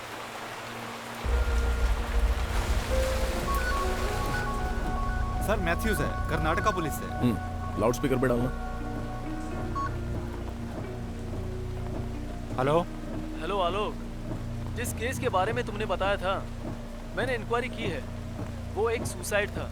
स्टेटमेंट में लिखा है कि जब पुलिस रूम में गई थी तो उसकी मौत हो चुकी थी। पोस्टमार्टम रिपोर्ट में था किसी कंपाउंड पॉइजन की वजह से मौत हुई है। हमारी टीम ने पॉइजन की बोतल और कुछ ड्रॉप्स कलेक्ट की है। स्पॉट पे हमें इसके अलावा कुछ भी ऐसी सस्पिशियस चीज बरामद नहीं हुई। उसकी माँ का जो स्टेटमेंट था वो भी अनयूजुअल जैसा था। वो अपना रिसर्च पूरा किए बिना ही बेंगलोर अपनी माँ के पास वापस आ गई थी। जब से वो वहाँ से वापस आई थी तब से वो काफी मायूस रहने लगी थी। उसकी माँ का कहना था कि वो घर से बहुत कम बाहर निकलती। Okay okay. हमने उसके मामा जेपी का भी स्टेटमेंट लिया था। निहारिका की माँ के कॉल करने पर वो इस घटना के 1 दिन पहले ही बेंगलोर आया था। उसने बताया कुछ दिन पहले निहारिका का एक लड़के के साथ अफेयर चल रहा था। ये सारी चीजें पुलिस इंक्वायरी में सामने आई। पर एक बात साफ है, उसके फैमिली मेंबर्स इस केस में बहुत ज्यादा इंटरेस्ट नहीं ले रहे थे, इसलिए ये केस क्लोज करना पड़ा। ओके मैथ्यूज, अभी के लिए इतना काफी है। ठीक है। हमारे डॉक्टर ने भी यही बताया था, दोनों की बॉडी में एक ही जहर था। तुमने यहाँ कुछ अजीब बात ऑब्जर्व की? निहारिका की मौत के दिन जेपी बेंगलोर में ही था, लेकिन जब हमने उसे पूछा था तब उसने ऐसा नहीं बताया। क्या आपको ऐसा लगा सर कि वो जेपी हमसे कुछ छुपा रहा है? सिर्फ इतना ही नहीं, एक बात और भी है, मैं बताता हूँ। गाड़ी स्टार्ट करो। तो आप लकी को नहीं जानती हैं, है ना? ऑफिसर, जब आपने अभी उसका नाम लिया तब जाके मुझे पता चला कि वो पेंटिंग लकी ने ही बनाई थी। एक्चुअली वो प्रोजेक्ट हमारी टीम की बहुत बड़ी गलती थी। सच कहूँ तो उस पेंटिंग ने हमें दोबारा सोचने पे मजबूर कर दिया और हमने प्रोजेक्ट ड्रॉप कर दिया। आप इस बारे में न्यूज़ में देख सकते हैं। आज वही दीवार शहर की रौनक बन गई है। आप कह रही हैं कि उस दिन तक आपने उसके बारे में कोई इंक्वायरी नहीं की? आशुतोष, मैम? ये बैग ले जाओ यहाँ से। Okay ma'am. यस, हमारे इंक्वायरी करने से पहले ही ये मैटर टॉकिंग पॉइंट बन गया था और जैसा कि मैंने कहा, गलती हमारी तरफ से हुई थी, इसलिए उसे सुधारने की जिम्मेदारी भी हमारी थी। जैसा टीवी न्यूज़ में दिखाया गया है, हमारी फर्म इतना बुरा काम नहीं करती, हमेशा फेयर डील करती है और साथ में ढेर सारे सोशल वर्क भी करती रहती है। लेकिन मीडिया को ये सारी चीज़ें दिखाई कहाँ देती हैं? वैसे यहाँ से जाने के बाद आप वापस कब आएंगी? मैम, ये जयप्रकाश है ना? हाँ जी। जयप्रकाश को आप कैसे जानती हैं? जेपी मेरे बहुत अच्छे फ्रेंड हैं और बहुत अच्छे वेल विशर भी। जेपी कुछ दिनों के लिए बैंगलोर चले गए थे, इसलिए उनकी बहन भी वहीं सेटल हो गई। हमारी मुलाकात वहीं हुई थी। आप भी बैंगलोर में रहती थी? हाँ जी, मैं भी पहले वहीं रहती थी। यहाँ का इंचार्ज मेरा एक पार्टनर था।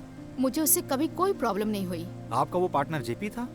ऐसा नहीं है, वो बस मेरे एक अच्छे दोस्त और वेल विशर हैं, बस इतना ही।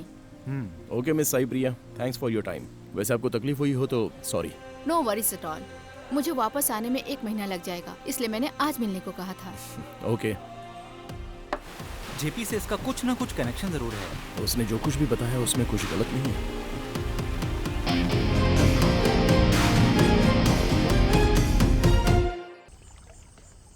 ये लो। सिगरेट चाहिए? नहीं सर। क्यों? वैसे क्या सोच रहे हो? कुछ नहीं सर, आपने जो डायरी में पढ़ा और इस केस को देखकर मुझे भी लगता है कि जयराम सर बिल्कुल सही कह रहे थे। मुझे अब डर लगने लगा है।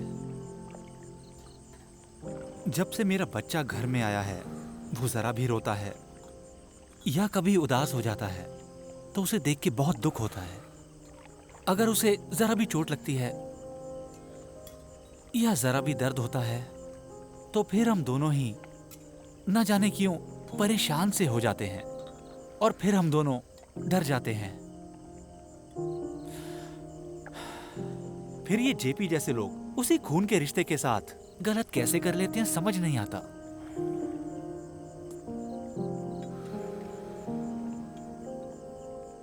अगर बच्चे के साथ कुछ गलत हो तो पेरेंट्स को ध्यान देना चाहिए ना। सर, आपने जेपी की लिखी हुई बुक पढ़ी है क्या? अपने आप को देवता बताता है। इसकी तो उसे बाद में देख लेंगे, अभी चलो।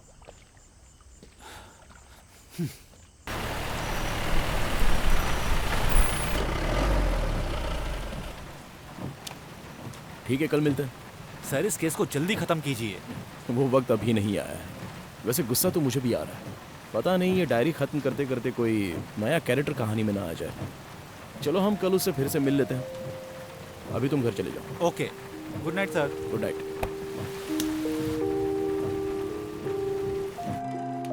लकी, तुम्हारी तरह लोगों की जिंदगी भी एक खुली किताब है। तुम्हारी ये सोच गलत है, तुम्हें इसे बदलना होगा। तुम्हें अपनी प्राइवेसी की वैल्यू करनी चाहिए। जब मेरी मॉम ऐसा करती है तब भी मुझे अच्छा नहीं लगता। हमारी डायरी में हमारी प्राइवेसी होती है। डायरी पढ़ने के बाद तुम्हारे चेहरे पर कोई पछतावा नहीं था। इसे भी बदलो।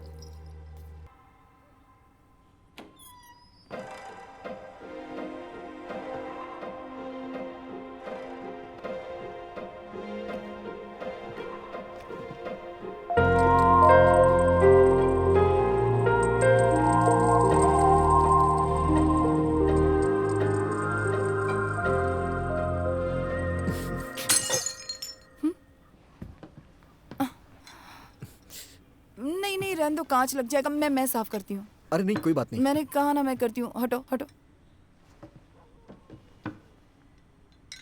तुम यहाँ कब आए? मैं सो गई थी। तुम लेट आने वाले थे ना? मैं अभी आया, देखा तो दरवाजा खुला था। वो अपना सूरज बैंड खोल रहा है तो उसी की प्रैक्टिस में जा रहा हूँ। उसने बुलाया है। फ्री हो तो तुम भी चलो। कभी चलना हो तो अभी चलो। ठीक है। ओके।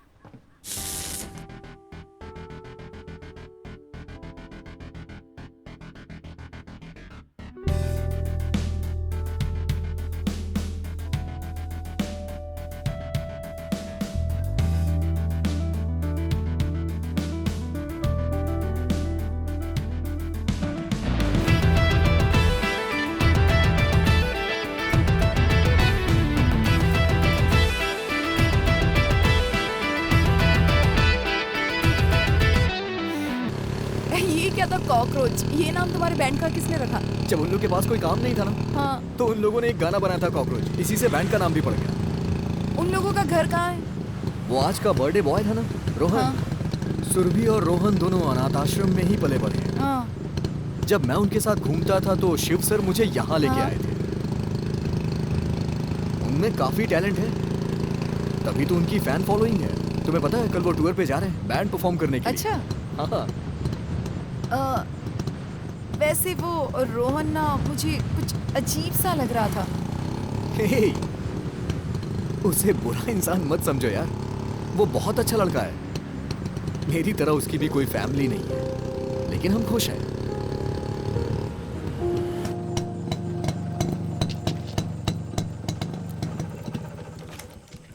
अच्छा, उसके गले में वो की रिंग कैसी थी? काफी ध्यान दिया तुमने उस पे। वो हमारे घर की है। एक उसे दी है कि वो कभी भी यहाँ आके आराम कर सके। और मजे की बात तो ये है कि जब से मैंने उसे की दी है ना, वो कभी यहाँ आराम करने आया ही नहीं। Okay, good night. सुनो, जरा मेरे रूम में आना ना, मुझे कुछ काम है। हाँ, सच में? तुमने मेरी डायरी पढ़ी है ना? हाँ पढ़ी है, लेकिन मुझे ज्यादा पसंद नहीं आई। मारूंगी तुम्हें। डायरी में पर्सनल चीजें होती हैं, उसे हर कोई नहीं पढ़ सकता। अगर वो ऐसा किया ना तो ठीक है बाबा, नहीं पढ़ूंगा अब। हम अभी तो अच्छे दोस्त बने, धीरे धीरे और चीजें शेयर करेंगे। पर इस डायरी की वजह से दोस्ती खत्म नहीं होनी चाहिए। जब मुझे भरोसा हो जाएगा कि तुम उस डायरी को पढ़कर समझ सकते हो तो मैं खुद तुम्हें वो दूंगी। तुमने जो अभी कहा बिल्कुल सही कहा। क्या? हमें हर चीज शेयर करने की आजादी होनी चाहिए। तो क्या? तो ये है कि मैं यहाँ जा रहा हूँ सोने, और आज तुम्हें ये बेड मेरे साथ शेयर करना पड़ेगा। ऐसे? इधर आओ। चलो भी। आओ। चलो आओ ना। उठो। तुमने कहा था ना तुम्हें नींद आ रही है। नींद चली गई, वो सच कह रहा कहीं हूँ। नहीं भागने वाली। अब तुम जाओ और जाकर सो जाओ। Good night. ओके चलो, peace. Peace. Bye. Hey good night. Madam madam madam, देखिए ना सर को कुछ हो गया क्या है। उठिए मैम, अरे, जल्दी चलिए। पर हुआ क्या है? चलिए ना। चलो। हे भगवान, चलिए। क्या हुआ तुम्हें? बेटी पता नहीं क्या हो गया इन्हें, अचानक गिर पड़े। फिर मैंने चेहरे पे पानी छीटा तो होश में आए। क्या हुआ बताओ ना। जब हम यहाँ आए तभी सब साइकिल चलाने को गए थे। लकी बताओ ना क्या हुआ। अभी 10 मिनट पहले की बात है, मैं पौधों में पानी डाल रहा था, तभी ये अचानक साइकिल से आए और पता नहीं कैसे बेहोश होके गिर पड़े। Lucky what happened? Are you okay? हाँ? क्राउड में एक आदमी ने पेड़ से लटक कर फांसी लगाई है। मैंने वो देखा तो घबरा गया, मुझसे कंट्रोल नहीं हुआ। वहां काफी लोग इकट्ठा थे।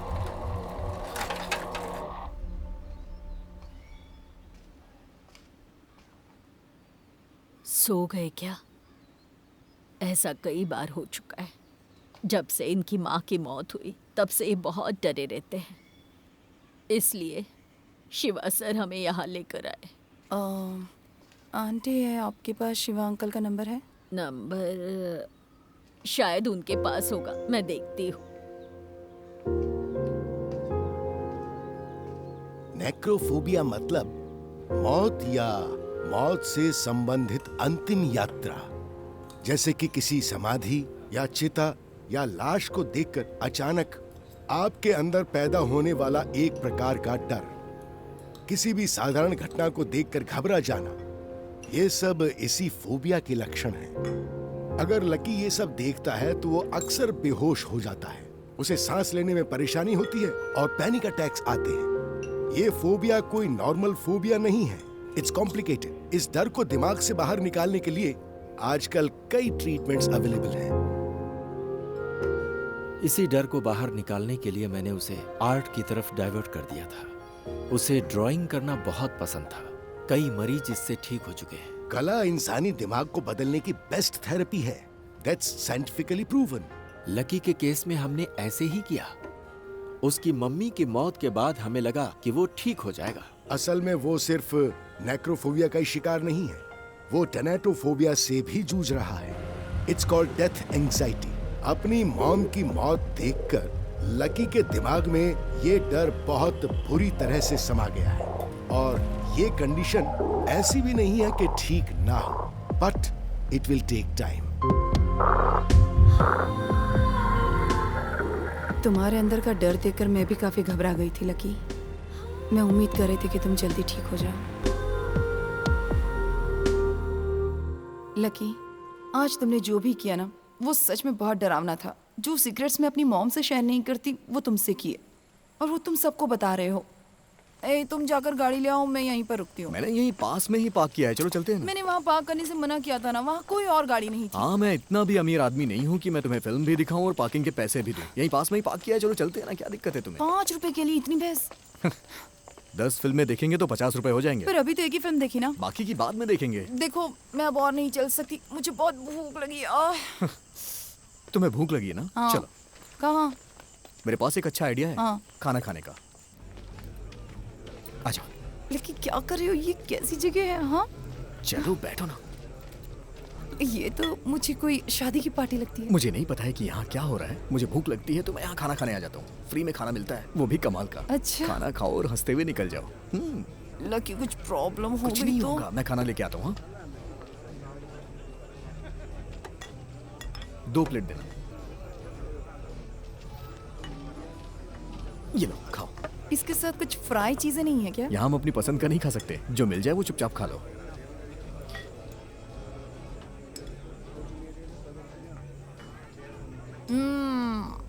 मस्त है। तो फिर पेट भर के खाओ।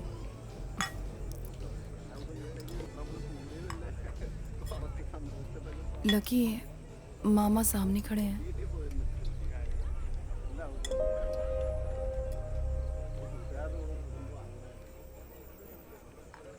क्या करें? अरे जाने दो ना।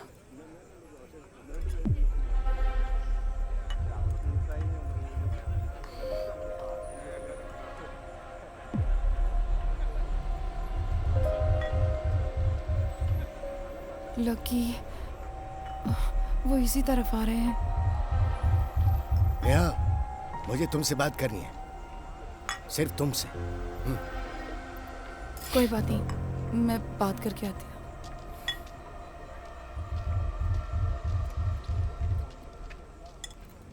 नेहा, तुम ये क्या कर रही हो? उसके साथ क्यों घूम रही हो? आपसे ज्यादा मैं उसके साथ सेफ हूँ। जरा एक पैक बनाना। मैंने अब तक तुम्हारी मॉम को कुछ नहीं बताया। हाँ तो बताना है तो बता दो, मैं भी उन्हें कुछ बताना चाहती हूँ। तुम उसे नहीं बता सकती। बस अब सोचते रहो, अब मुझे कोई डर नहीं है, ध्यान रखना। तुमने इसे कुछ बताया? क्यों, क्या हुआ? मैं तुम्हें छोड़ो मुझे। नहीं, मेरी बात सुनो। छोड़। तुम्हारा इसे हाथ मत लगाना। तू कौन है? ये हमारा फैमिली मैटर है। फैमिली मैटर है तो घर में सुलझा, लेकिन इसे हाथ मत लगाना। जब तूने इसके साथ गलत किया ना, तब ये बच्ची थी। लकी, चलो चलो यहाँ से। बताने दो ना, इसकी सच्चाई सबको पता चलनी चाहिए। चुप। तूने सिर्फ इसकी जिंदगी बर्बाद किया या फिर और भी बच्चियों की? लकी प्लीज चलो ना, प्लीज यहाँ से चलो। यहाँ जिसकी भी बेटियां, इसको घर में घुसने मत देना। चलो, ये दरिंदा है, दरिंदा। प्लीज। यहाँ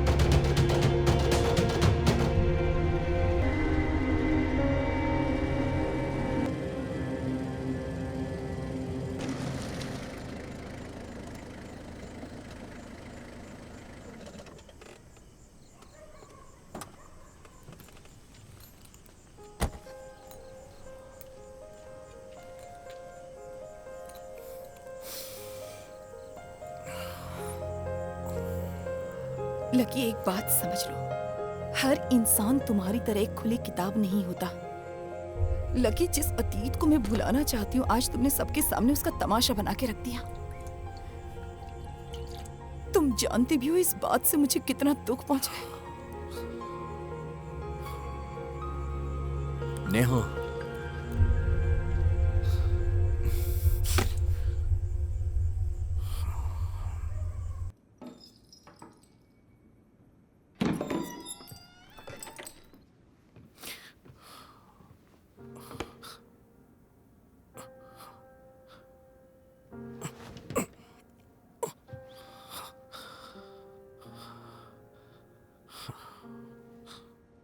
इतना सब हो जाने के बाद मैं उसके साथ कैसे नॉर्मली बिहेव करूं समझ नहीं आया। मैंने जो कहा वो गलत नहीं कहा। सब कुछ तुम अच्छी तरह से जानती हो, उसके बाद भी कह रही हो कि मैं उसके साथ नॉर्मली बिहेव करूं। ऐसा कैसे हो सकता है? आज अगर तुम मुझे वहां से लेके नहीं आती तो उसको मैं वहीं सबके सामने मारता। उसकी सच्चाई जानने के बाद मुझे फर्क नहीं पड़ता है कि लोग मेरे बारे में क्या सोचेंगे, और मैं इसकी परवाह भी नहीं करता। तुमने देखा ना तुम्हारे साथ उसने क्या किया, लेकिन जब मैंने वो सब देखा तो मुझसे रहा नहीं गया। उसकी हिम्मत कैसे हुई तुम्हें हाथ लगाने की? वो क्या कोई भी तुम्हें मेरे सामने हाथ नहीं लगा सकता है? मैं उसके हाथ तोड़ दूंगा।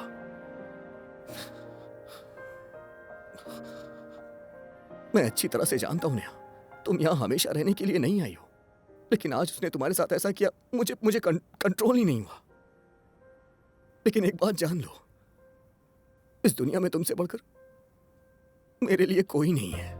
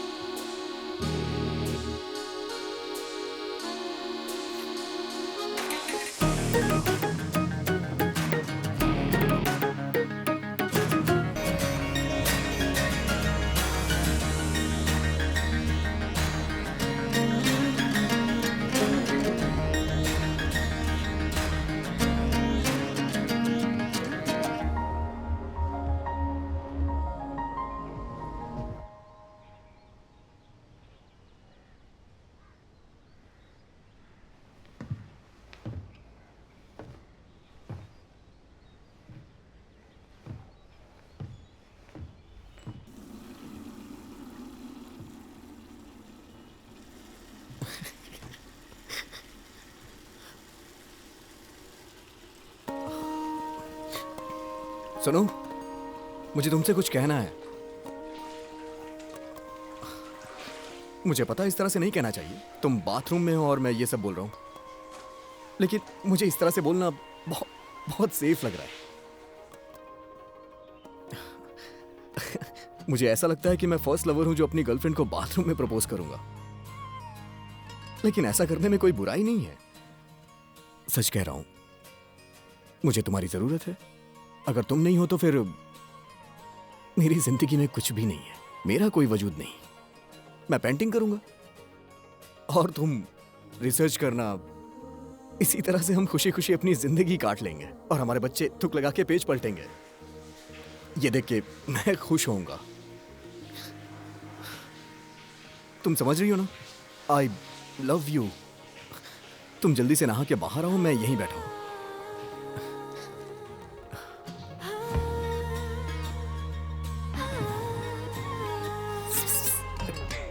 तुम्हें कम से कम आंटी की उम्र के बारे में तो सोचना चाहिए था ना। पता नहीं वो बेचारी क्या सोचेंगी।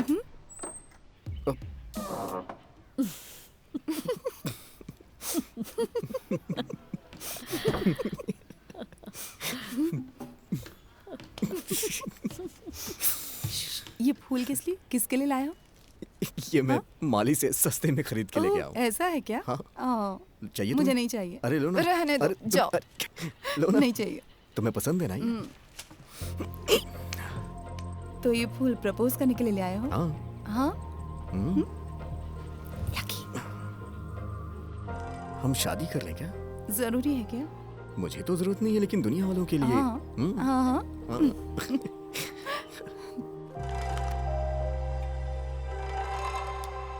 लकी, मुझ जैसी लड़कियों के बड़े एक्सपेक्टेशंस होते हैं, खासकर लव और रिलेशनशिप के बारे में तो ज्यादा। जैसी मैंने उम्मीद की थी, तुम्हारा प्रपोजल उतना अच्छा नहीं था। अच्छा होता अगर उसमें कुछ एक्साइटमेंट और ड्रामा होता। ये थोड़ा और रोमांटिक और ठीक से हो सकता था।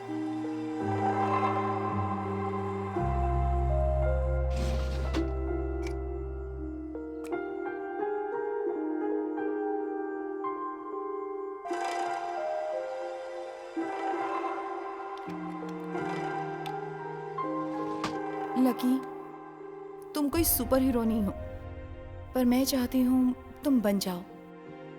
अगर तुम मुझे एक आर्टिस्ट बनाना चाहते हो तो ये सपना कभी सच नहीं हो सकता। उस सपने के बारे में तो तुम भूल ही जाओ। इस बात से तुम्हें परेशान नहीं होना चाहिए। मुझे तुम्हारे अंदर के आर्टिस्ट से नफरत है, क्योंकि मैं तुम्हारे अंदर के इंसान से प्यार करती हूँ। लकी, तुम मुझे छोड़कर चले जाओगे? मैं कहाँ जाऊंगा, मेरी दुनिया तो यही है। आंटी और अंकल से मजाक करता हूँ, दिन भर यहीं पे पेंटिंग्स बनाता रहता हूँ और इसी में मुझे खुशी मिलती है। तुम्हारा भरोसा नहीं है, तुम कभी भी मुझे छोड़ के जा सकती हो।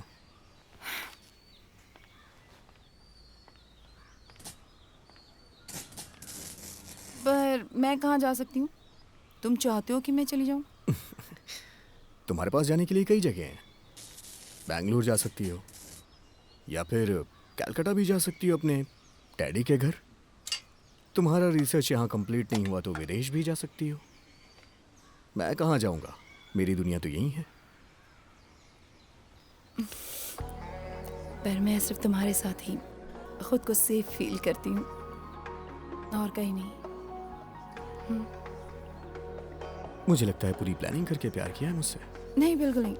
ऐसी तो कोई बात नहीं है लकी। प्लानिंग करके तो किसी से प्यार नहीं होता। प्यार कब हो जाता है ये हमें पता ही नहीं चलता। पर तुम्हारा काम देखकर मुझे ऐसे लगा था कि हाँ, हमारे बीच ऐसा कुछ हो सकता है। और देखा, मेरी इंट्यूशन हमेशा सच होती है। जैसे ही तुम मुझे प्रपोज करने के लिए आए, मैं पहले से ही तुम्हें हाँ कहने के लिए तैयार थी। ऐसा है क्या? हाँ। सच कह रही हो? जरा 1 मिनट रुकना। क्या? कहाँ जा रहे हो? रुको तो।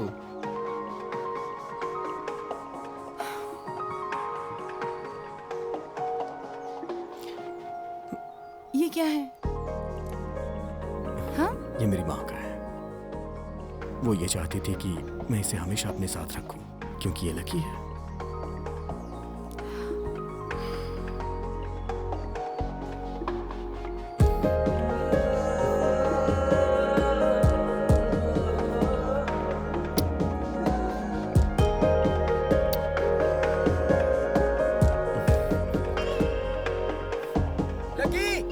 हाँ? कहाँ है तू? बाहर आना। हाँ क्या हुआ मास्टर? हाँ। हाँ? अरे बेटा, एक कॉफी हो जाए? हाँ। कड़क वाली। सुनो, तुम यहाँ मजे से अपने घर में बैठे हो। पता है सलोमी और मार्टिन क्यों नहीं आ रहे? और हाँ, पता है मौसी के साथ क्या हुआ है? क्या हुआ मास्टर? हाँ, अब तुम्हारे आसपास क्या हो रहा है ये बताने के लिए कोई बाहर वाला आएगा। नीचे आओ, चलो आओ जल्दी। हाँ। बेवकूफ कहीं का। घर खरीदने वाले आ रहे हैं, हम बेघर हो जाएंगे। वो कोर्ट से ऑर्डर भी लेकर आए। बताओ हम कहाँ जाएंगे? तुम्हें उस कंपनी वाले और लड़कों से बात करनी चाहिए। हो सकता है सब ठीक हो जाए। पहले तो वो लोग तैयार हो गए थे, पर पता नहीं अब क्या हो गया। पता नहीं अब राजम्मा का क्या होगा। उनका पति चला गया। उन्होंने 10-12 साल उसका इंतजार किया। इस कॉलोनी में घर के अलावा उनका कुछ भी नहीं है। हे भगवान, उनकी रक्षा करना। ये सुनने के बाद उन्होंने हॉस्पिटल आने को कहा था।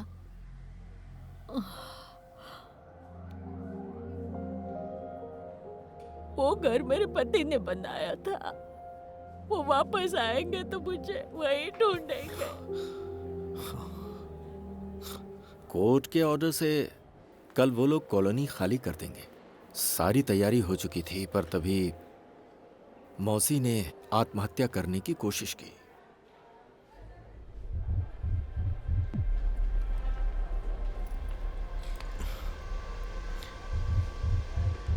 कैसे हुआ ये? हमने आवाज सुनी। जब तक हम वहाँ पहुंचे उससे पहले वो कुएं में कूद पड़ी। हमें लगा वो बचेगी नहीं। उनके गिरते ही हम भी कुएं में कूद गए। उनके बाल थोड़े दिख रहे थे, वही पकड़ के बाहर निकाला।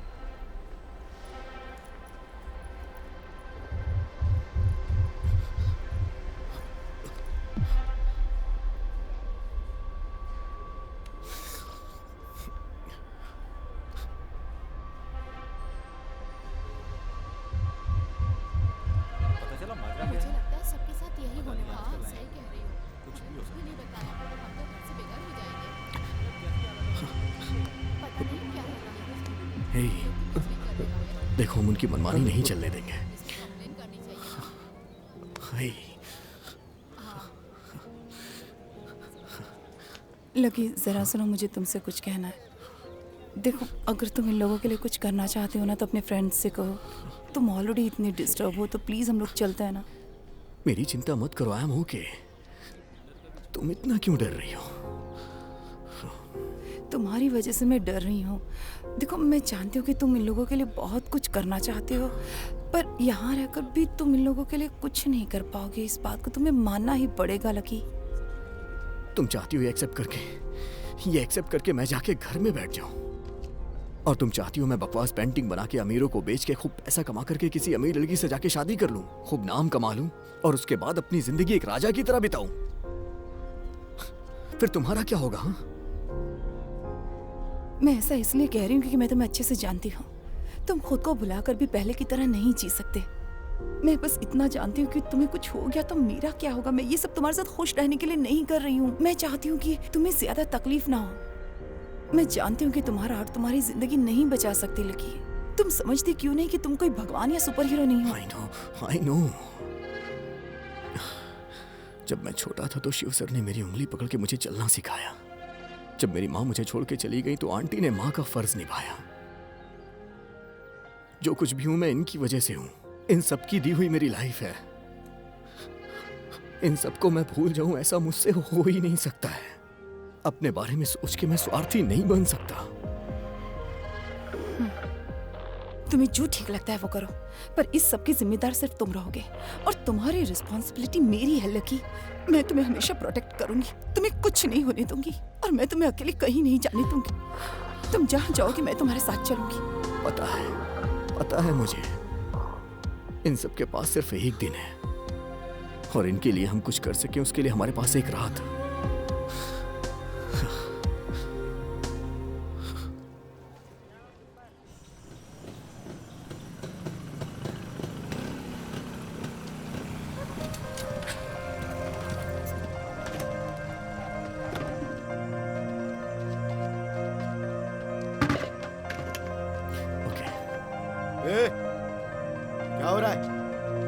तुम लोग? हैं? अरे भाई जरा इधर आओ ना। इसलिए अरे आओ बताओ। चलो लकी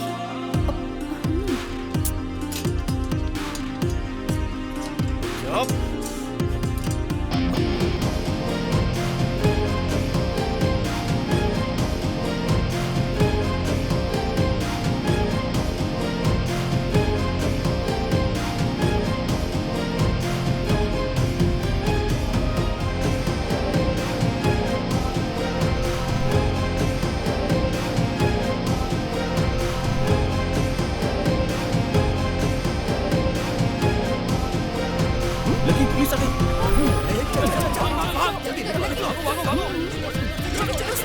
क्या कर रहे हो? वो हमारे पीछे ही है। कोई बात नहीं। लकी मैंने ये सब करने के लिए मना किया था ना तुमसे। धीरे चलाओ प्लीज। लकी आराम से प्लीज, बाइक संभल कर चलाओ प्लीज। नेहा, क्या हुआ? मुझे कुछ दिखाई नहीं दे रहा है। क्या क्या कह रहे हो तुम? लकी ऐसे कैसे? लकी लकी लकी अपनी आंखें खोलो। लकी उठो। लकी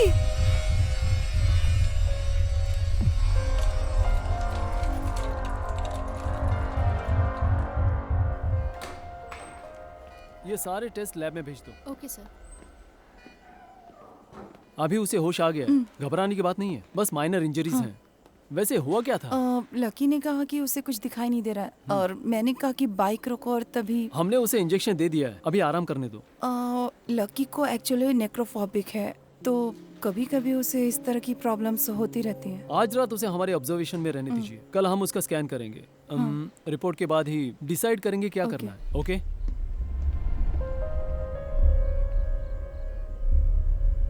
लकी ये हर चैनल पर एक ही न्यूज़ स्क्रॉल हो रही है। उन लोगों ने बात करने के लिए बुलाया होगा ही नहीं। पता नहीं क्या चल रहा होगा कॉलोनी में। कल मेरा फ़ोन स्विच ऑफ हो गया था, फिर मैं कहीं नहीं गई। रूम में सोने से थकान होती है यार, और बाहर ठंड होती है और आवाज़ें आती हैं। मेरा सर दर्द से फट रहा है। वो लोग यहाँ ज़्यादा देर रुकने नहीं देंगे। देखो, अगर तुम रिलैक्स करना चाहते हो तो फिर मैं तुम्हें ये घर छोड़ दूँ। हम उन्हें बिना बताए वहाँ से निकल जाएं। क्यों?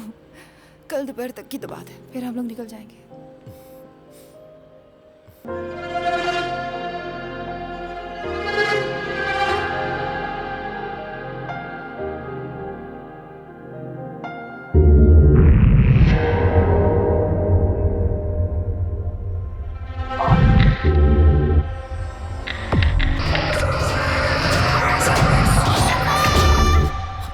क्या हुआ?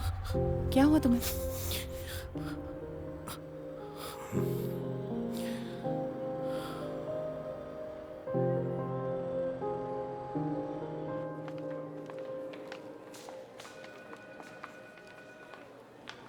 लकी की स्कैन रिपोर्ट्स आ गई? रिपोर्ट अभी नहीं आई मैम, आप डॉक्टर से मिल लीजिएगा। डॉक्टर अपने केबिन में है। Okay, thank you. क्या इस फोबिया के अलावा भी लकी को कोई फिजिकल या मेंटल इशू है? कोई ख़ास प्रॉब्लम तो नहीं है उसे। उसे तो एक्सरसाइज करना भी पसंद है, जैसे साइकिलिंग, जॉगिंग। मतलब वो फिजिकली तो काफ़ी फिट है। Do you find any symptoms of migraine? इसके अलावा मेमोरी लॉस, ऐसा कुछ महसूस किया? इस फोबिक अटैक के वक्त उसके सामने अंधेरा छा जाता है, पर इसके अलावा तो कोई प्रॉब्लम नहीं है। ये है डॉक्टर सुदर्शन, हमारे हॉस्पिटल के सीनियर डॉक्टर्स में से हैं। पेशेंट का नाम देखकर ही इन्हें पता चल गया था। लकी की माँ का इलाज भी इन्होंने किया था। We found something in scan. Second opinion के लिए ही डॉक्टर सुदर्शन को बुलाया है। क्या हुआ डॉक्टर? क्या पता चला आपको? लकी, तुमने मुझे खुद से दूर क्यों किया? तुम्हें पता है ना, मैं तुम्हारे बिना नहीं जी सकती। तुम जी पाओगे? तुमने कहा था हम साथ बारिश में भीगेंगे, और अब तुमने मुझे बारिश में अकेले छोड़ दिया। आज 10 दिन हो चुके हैं। मैंने कई बार सोचा कि वहां हूं, पर सोचा कि अगर तुमने अपने घर के दरवाजे मेरे लिए बंद कर दिए तो मैं उसी पल मर जाऊंगी। तुम यहाँ हो, मुझे तुम्हें गले लगाना है। मैं तुम्हें अपने दिल के करीब रखना चाहती हूँ। मैं तुम्हें बहुत प्यार करना चाहती हूँ। मुझे पता है तुम आओगे। I'll be waiting, missing you like hell, Neha.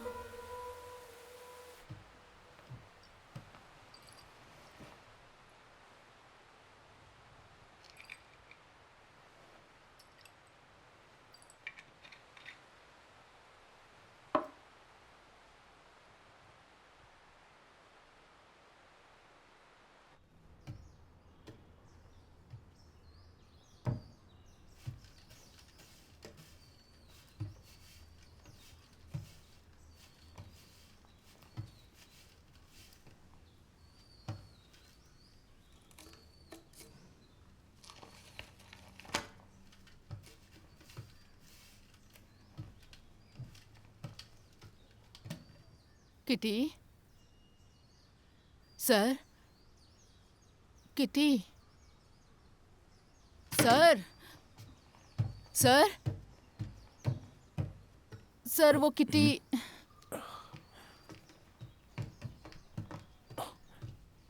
Kitty Kitty Kitty Kitty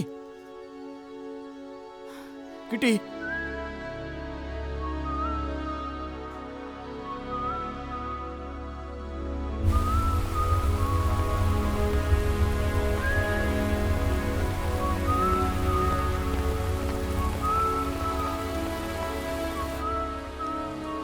madam, Kitty की मौत हो गई। पता नहीं उसे क्या हो गया था। रात तक तो बिल्कुल ठीक थी।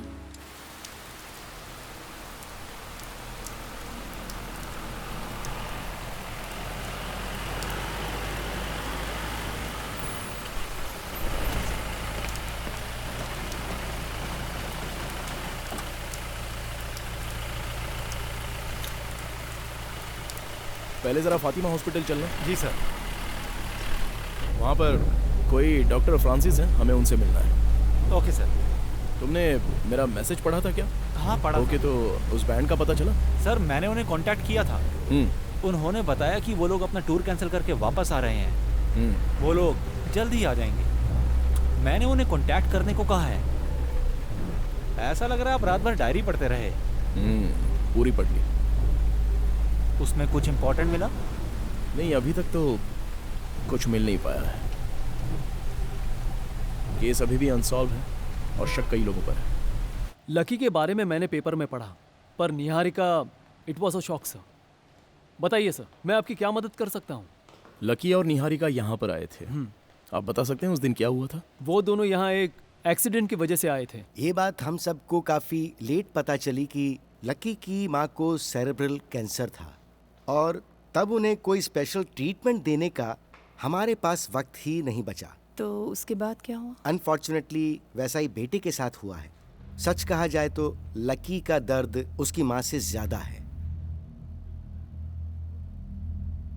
ऐसे केस में सिम्टम दिखाई दे जाते हैं।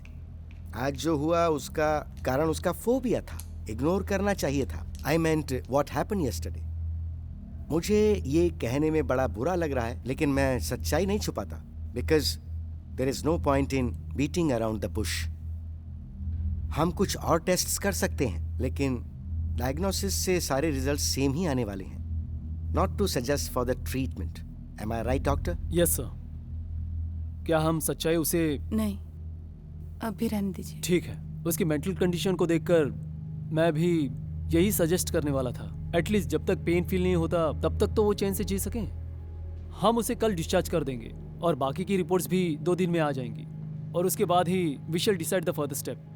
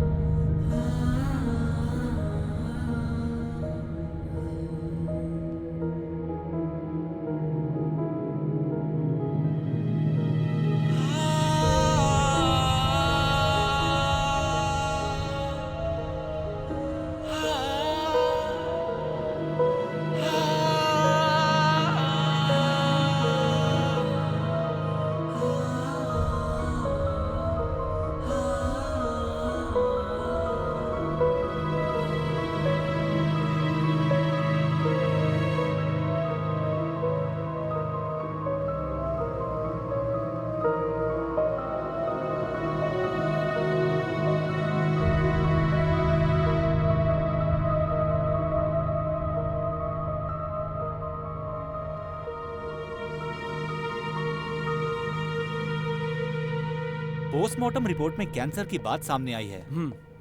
उसके बाद लकी और निहारिका यहाँ वापस आए थे? लकी उसके बाद कभी नहीं आया। निहारिका 2-3 बार वो लकी की रिपोर्ट्स लेने आई थी, पर एक बार लकी का एक दोस्त उसे ढूंढने यहाँ आया था। डॉक्टर सुदर्शन उसे जानते थे। हमने उसे लकी के बारे में सब बताया था। उसका नाम क्या था? Mister Shiva. Okay doctor. Okay, अगर जरूरत पड़ी तो हम आपको कॉल करेंगे। Thank you. Okay, thank you. Welcome. अभी सारे फैक्ट्स क्लियर हो चुके हैं सर। सिर्फ लकी और निहारिका को ही पता था कि लकी मरने वाला है। मुझे लगता है कि इसी सदमे की वजह से निहारिका ने सुसाइड कर लिया होगा और इसी बीमारी के डिप्रेशन में आकर लकी ने भी आत्महत्या कर ली होगी। सर, इन सब कंडीशंस को देखकर क्या हम लोग सुसाइड की पॉसिबिलिटी को इग्नोर कर सकते हैं? लकी के पास सुसाइड करने का कोई सॉलिड रीजन तो नहीं दिख रहा है, और उसके इस फोबिया के बारे में डायरी में लिखा भी था। जो इंसान मौत से इतना डरता है वो सुसाइड तो नहीं कर सकता। नहीं, मुझे लगता है हम कुछ पॉइंट मिस कर रहे हैं। क्या है ना सर, अगर हम उस जेपी को 2-4 डंडे लगाते हैं तो वो पक्का कुछ ना कुछ बताएगा। अरे भाई, उसने सिर्फ निहारिका के साथ गलत किया, बाकी उसके खिलाफ और कोई केस नहीं बनता है। और उसे रेपिस्ट बताकर हम उसे कस्टडी में तो बिल्कुल नहीं ले सकते, क्योंकि समाज में उसका रुतबा अच्छा है। तो बेहतर है हम थोड़ा वेट कर लेते हैं। ओके लकी, तुम मुझे यहाँ से क्यों भेज रहे हो? तुम्हें पता है मैं तुम्हारे बिना नहीं जी सकती। तुम जी पाओगे? तुमने कहा था हम दोनों बारिश में साथ भीगेंगे, और उसी बारिश में तुमने मुझे अकेले छोड़ दिया।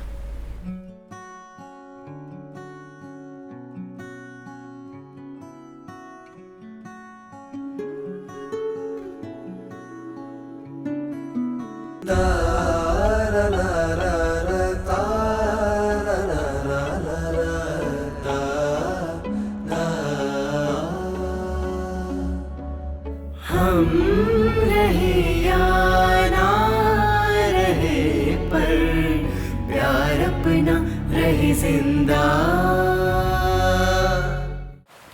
सर, चाय। हाँ। कुछ खाने के लिए लाऊं सर? नहीं बस। हाँ। अच्छा, शिवा के बारे में तुम्हें कोई बात पता है? हाँ, मैंने उसकी इंक्वायरी की थी। हाँ। लगता है वो निहारिका और लकी की मौत से पहले ही किसी यात्रा पर निकल गया था। हमने उसे कांटेक्ट किया था, पर वो नॉट रीचेबल था। ऐसा पता चला कि वो यात्रा पर अक्सर जाता रहता है।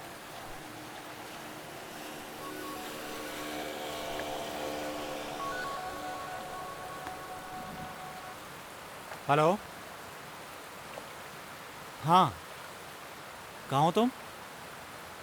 सर, वो बैंड वाले लड़के इसी रास्ते से वापस आ रहे हैं। बुलाऊं क्या? तो बुला लो उसको। जब हमने लकी के बारे में सुना तो सोचा टूर कैंसिल कर देते हैं सर। रोहन ने लकी के बारे में बताया, पर निहारिका के बारे में अभी सर से पता चला। ये रोहन कीबोर्ड प्लेयर है ना? हाँ सर। तुम लोगों के साथ टूर पर क्यों नहीं आया? वो जरूर आता, पर बीच में ही उसकी तबीयत खराब हो गई थी, इसलिए हमने उसे उसी वक्त यहाँ वापस भेज दिया। तुम्हारा मतलब रोहन उस समय यहीं पर था? हाँ सर, यहाँ पर था, लेकिन हॉस्पिटल में था, क्योंकि उसके घर वालों ने उसे एडमिट किया था। रोहन ने कुछ बताया कि वो लकी और निहारिका से कभी मिला था? नहीं सर, पता नहीं। लकी जब हॉस्पिटल में था तभी रोहन और सभी दोस्त उसका ख्याल रखते थे, क्योंकि वो हमारे बैंड के लिए फंड अरेंज कर रहा था। पर पता नहीं क्यों हॉस्पिटल से आने के बाद लकी फिर कभी प्रैक्टिस में नहीं आया। असल में रोहन का निहारिका से परिचय नहीं था, इसलिए रोहन का उससे मिलने का कोई सवाल ही नहीं उठता सर। ठीक है, जाओ अपना काम करो। हाँ, और लकी की बॉडी लेने अब तक कोई आया नहीं है, तो अगर तुम लोगों को कोई क्लेम करना हो तो आलोक को कांटेक्ट कर लेना। Okay sir. अच्छा सूरज, तुम्हारे पास लकी के घर की कीज हैं? हाँ। तो वो मुझे दे दो। की सर, की एक्चुअली रोहन के पास रहती है, वो उसे अपने गले में लटका कर रखता है।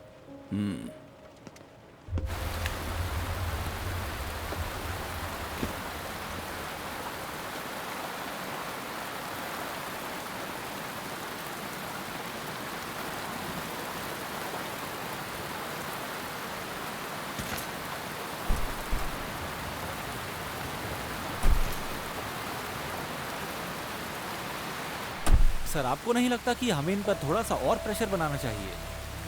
नहीं, उसका तो कोई फायदा नहीं होगा। और वैसे भी मुझे क्राइम का कोई खास मोटिव नजर नहीं आ रहा है। और ये जो निहारिका की आत्महत्या और लकी की मौत में जहर का सेम होना, जब हम इसके पीछे की वजह पता लगा लेंगे तो सब कुछ क्लियर हो जाएगा। मेरे ख्याल से इसके पीछे वही शख्स हो सकता है जो दोनों जगहों पर जा सकता था, दोनों के बहुत ही करीब था और जो दोनों की पूरी डिटेल्स रखता था। जिसकी वजह से मेरी भांजी ने सुसाइड किया। उस बदमाश के बारे में आप मुझसे सवाल करने आए हैं? आलोक, आइंदा मेरे सामने निहारिका को अपनी बेटी या भांजी मत कहना, समझे? उसने अपनी डायरी में तुम्हारे बारे में सब बता दिया है। हम उसकी पूरी डायरी पढ़कर ही आए हैं। कोई हैवानी ऐसी घिनौनी हरकत कर सकता है? तुझे डूब मरना चाहिए। तेरी तो आलोक, बस हो गया। तुमने देख लिया ना जेपी, अब तो सच्चाई बता दो या फिर हम अपने तरीके से इंक्वायरी करें। मेरी लाइफ बर्बाद मत करना, मैं सब बताता हूँ। निहारिका के साथ मैंने गलत किया था और उसके लिए मैंने उससे माफी भी मांगी थी, लेकिन उसने मुझे माफ नहीं किया। But I was a changed man. Change man? और तू इसी वजह से उन दोनों को मार दिया है ना? मेरा यकीन करो, जब वो नेहा को साथ लेकर चला गया तब मैं उसकी मौत की दुआ करता था, पर मैंने कुछ किया नहीं। And how could you even imagine that I have done this? इससे बात करना तो बेकार है। चलो जेपी, एक बात याद रखना, तुम्हें गुनाहों की माफी तो कभी नहीं मिलेगी।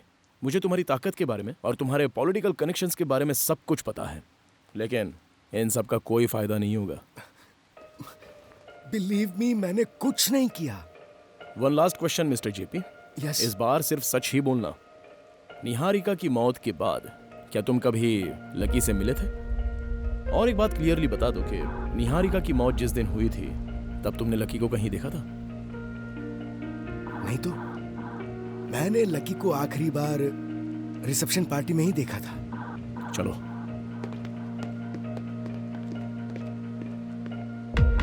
उसे मारना चाहिए था सर। अभी वो समय नहीं आया।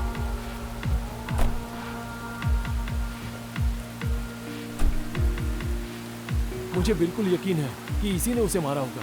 अभी ये बात क्लियर तो नहीं हुई है। हाँ, अगर इन दोनों की मौत का कारण एक ही है तो हमारा पहला शक जेपी पर जाता है, क्योंकि इनकी मौत के पीछे उसके पास बड़ा मोटिव था। लेकिन हमारे पास अभी ऐसा कोई सबूत नहीं है कि हम उसे खूनी मान लें। जब तक सबूत नहीं मिलता तब तक वो सेफ है। अब सर अगला स्टेप क्या है? अभी हम शिवा और कॉलोनी के लोगों से बात कर लेते हैं, उसके बाद ही कुछ डिसाइड कर पाएंगे।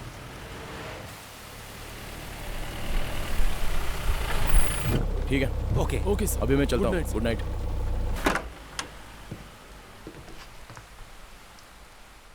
हाँ, बैठी रहो।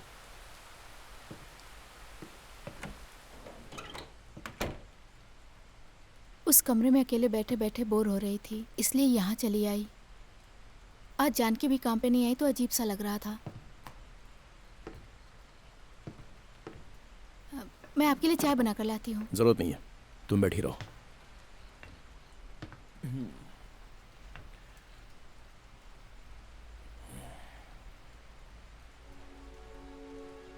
क्या तुम मुझसे अभी नाराज हो?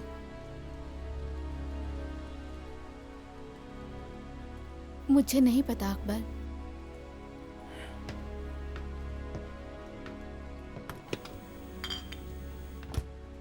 क्या हुआ, इतने टेंशन में क्यों हो?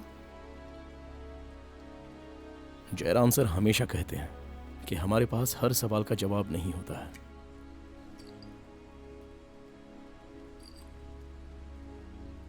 एक पुलिस वाले के लिए इस तरह की बातें करना शोभा नहीं देता।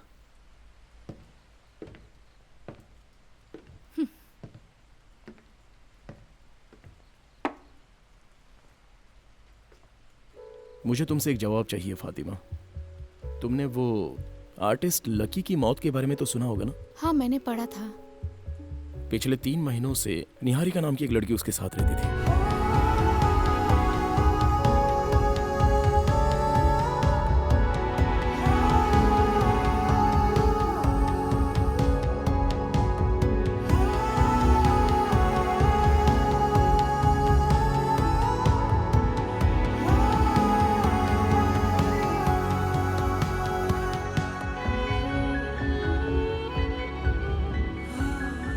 लकी की मौत से 1 महीने पहले उसने बेंगलोर में सुसाइड कर लिया। वैसे लकी की लाइफ में बस कुछ ही लोग आए थे, लेकिन उन सभी के आने की अलग अलग कहानियां और अलग अलग कारण भी हैं। लेकिन प्रूव करने के लिए कोई सॉलिड एविडेंस नहीं है। वो ये लोग भी हो सकते हैं और कोई दूसरा भी हो सकता है, लेकिन अभी तक हमारे पास कोई डिटेल्स नहीं है। हो सकता है निहारिका चाहती रही हो कि लकी की मौत बिना किसी तकलीफ के हो।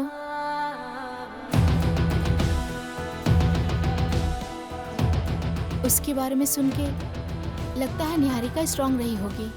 वो कभी नहीं चाहेगी कि लकी की मौत किसी फोबिया या बीमारी से हो। ग्राउंड में एक आदमी ने पेड़ से लटक कर जान दे दी। मैं उसे देखकर परेशान हो गया। वहाँ बहुत लोग भी इकट्ठा थे। मुझे बहुत घबराहट हो रही है। असल में वो सिर्फ नेक्रोफोबिया का ही शिकार नहीं है, वो टेनेटोफोबिया से भी जूझ रहा है। इट्स कॉल्ड डेथ एंग्जाइटी, मौत का खौफ।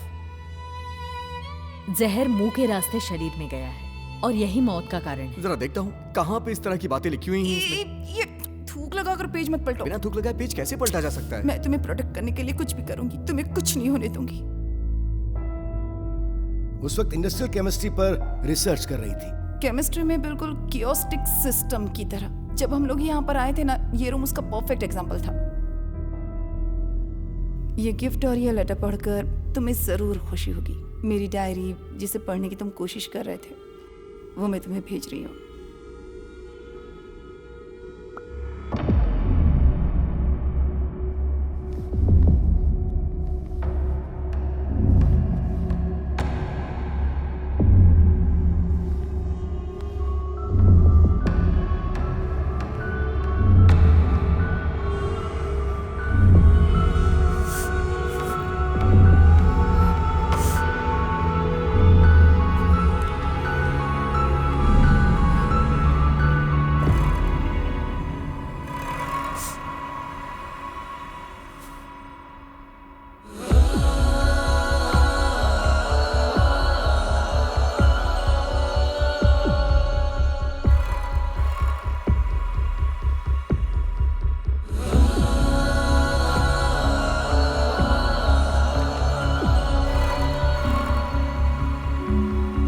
सच बताना लकी, तुम्हारे कितने चेहरे हैं? तुम्हारा गुस्से वाला चेहरा तब देखा था जब हम पहली बार मिले थे। बाद में तुम सीरियस हो गए और अब पूरी पिक्चर ही बदल चुकी है।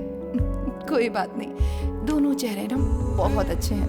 उस रात मुझे लगा कि लड़ने और झगड़ने के लिए हम अच्छे दोस्त बन सकते हैं, पर अब मुझे लगता है तुम पूरी जिंदगी मेरे साथ रहकर मुझे सही रास्ता दिखाओगी। तुम यहीं रुकोगे? मुझे अच्छा लगता है कि तुम मुझे गले लगाकर मनाओ, क्योंकि रिलेशनशिप में मैं इस तरह से किसी को नहीं मना पाती। हमारी पहली मुलाकात प्यार में बदल जाएगी, ऐसा तो मैंने बिल्कुल नहीं सोचा था। मैं जानती हूँ तुमने हमेशा कोशिश की, बहुत कोशिश करती थी ना मेरी डायरी पढ़ने की। अब पढ़ो, देखो मुझे तुम्हारा इस तरह से गुस्सा होना बिल्कुल अच्छा नहीं लगता।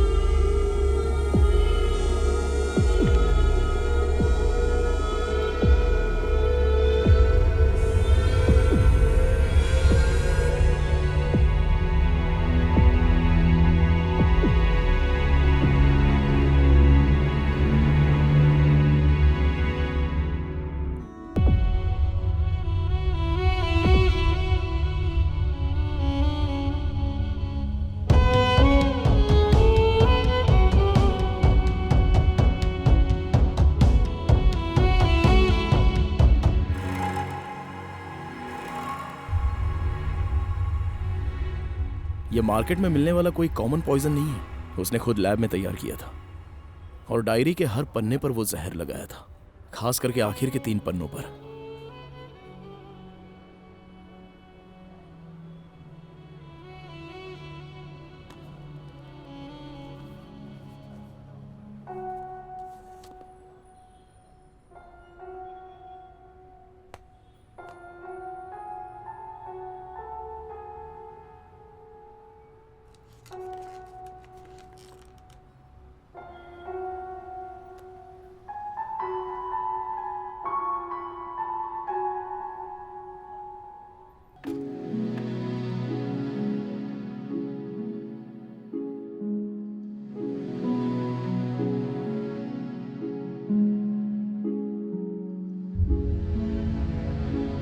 मैं एक कहानी सुनाता हूँ। हाँ।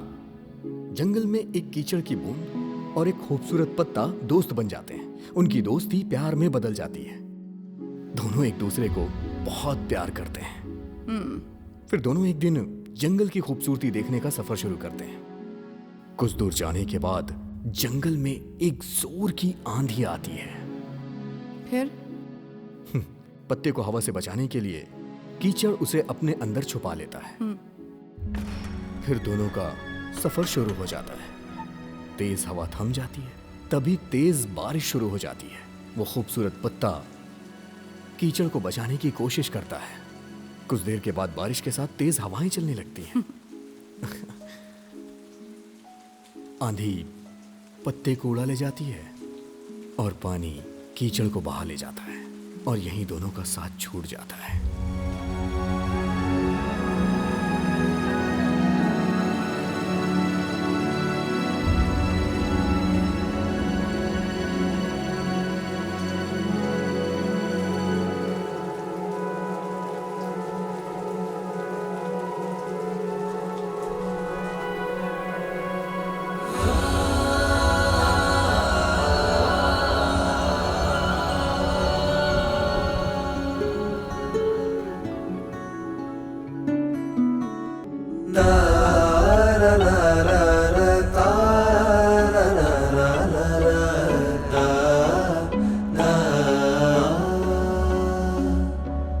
हम रहे या ना रहे पर प्यार अपना रहे जिंदा।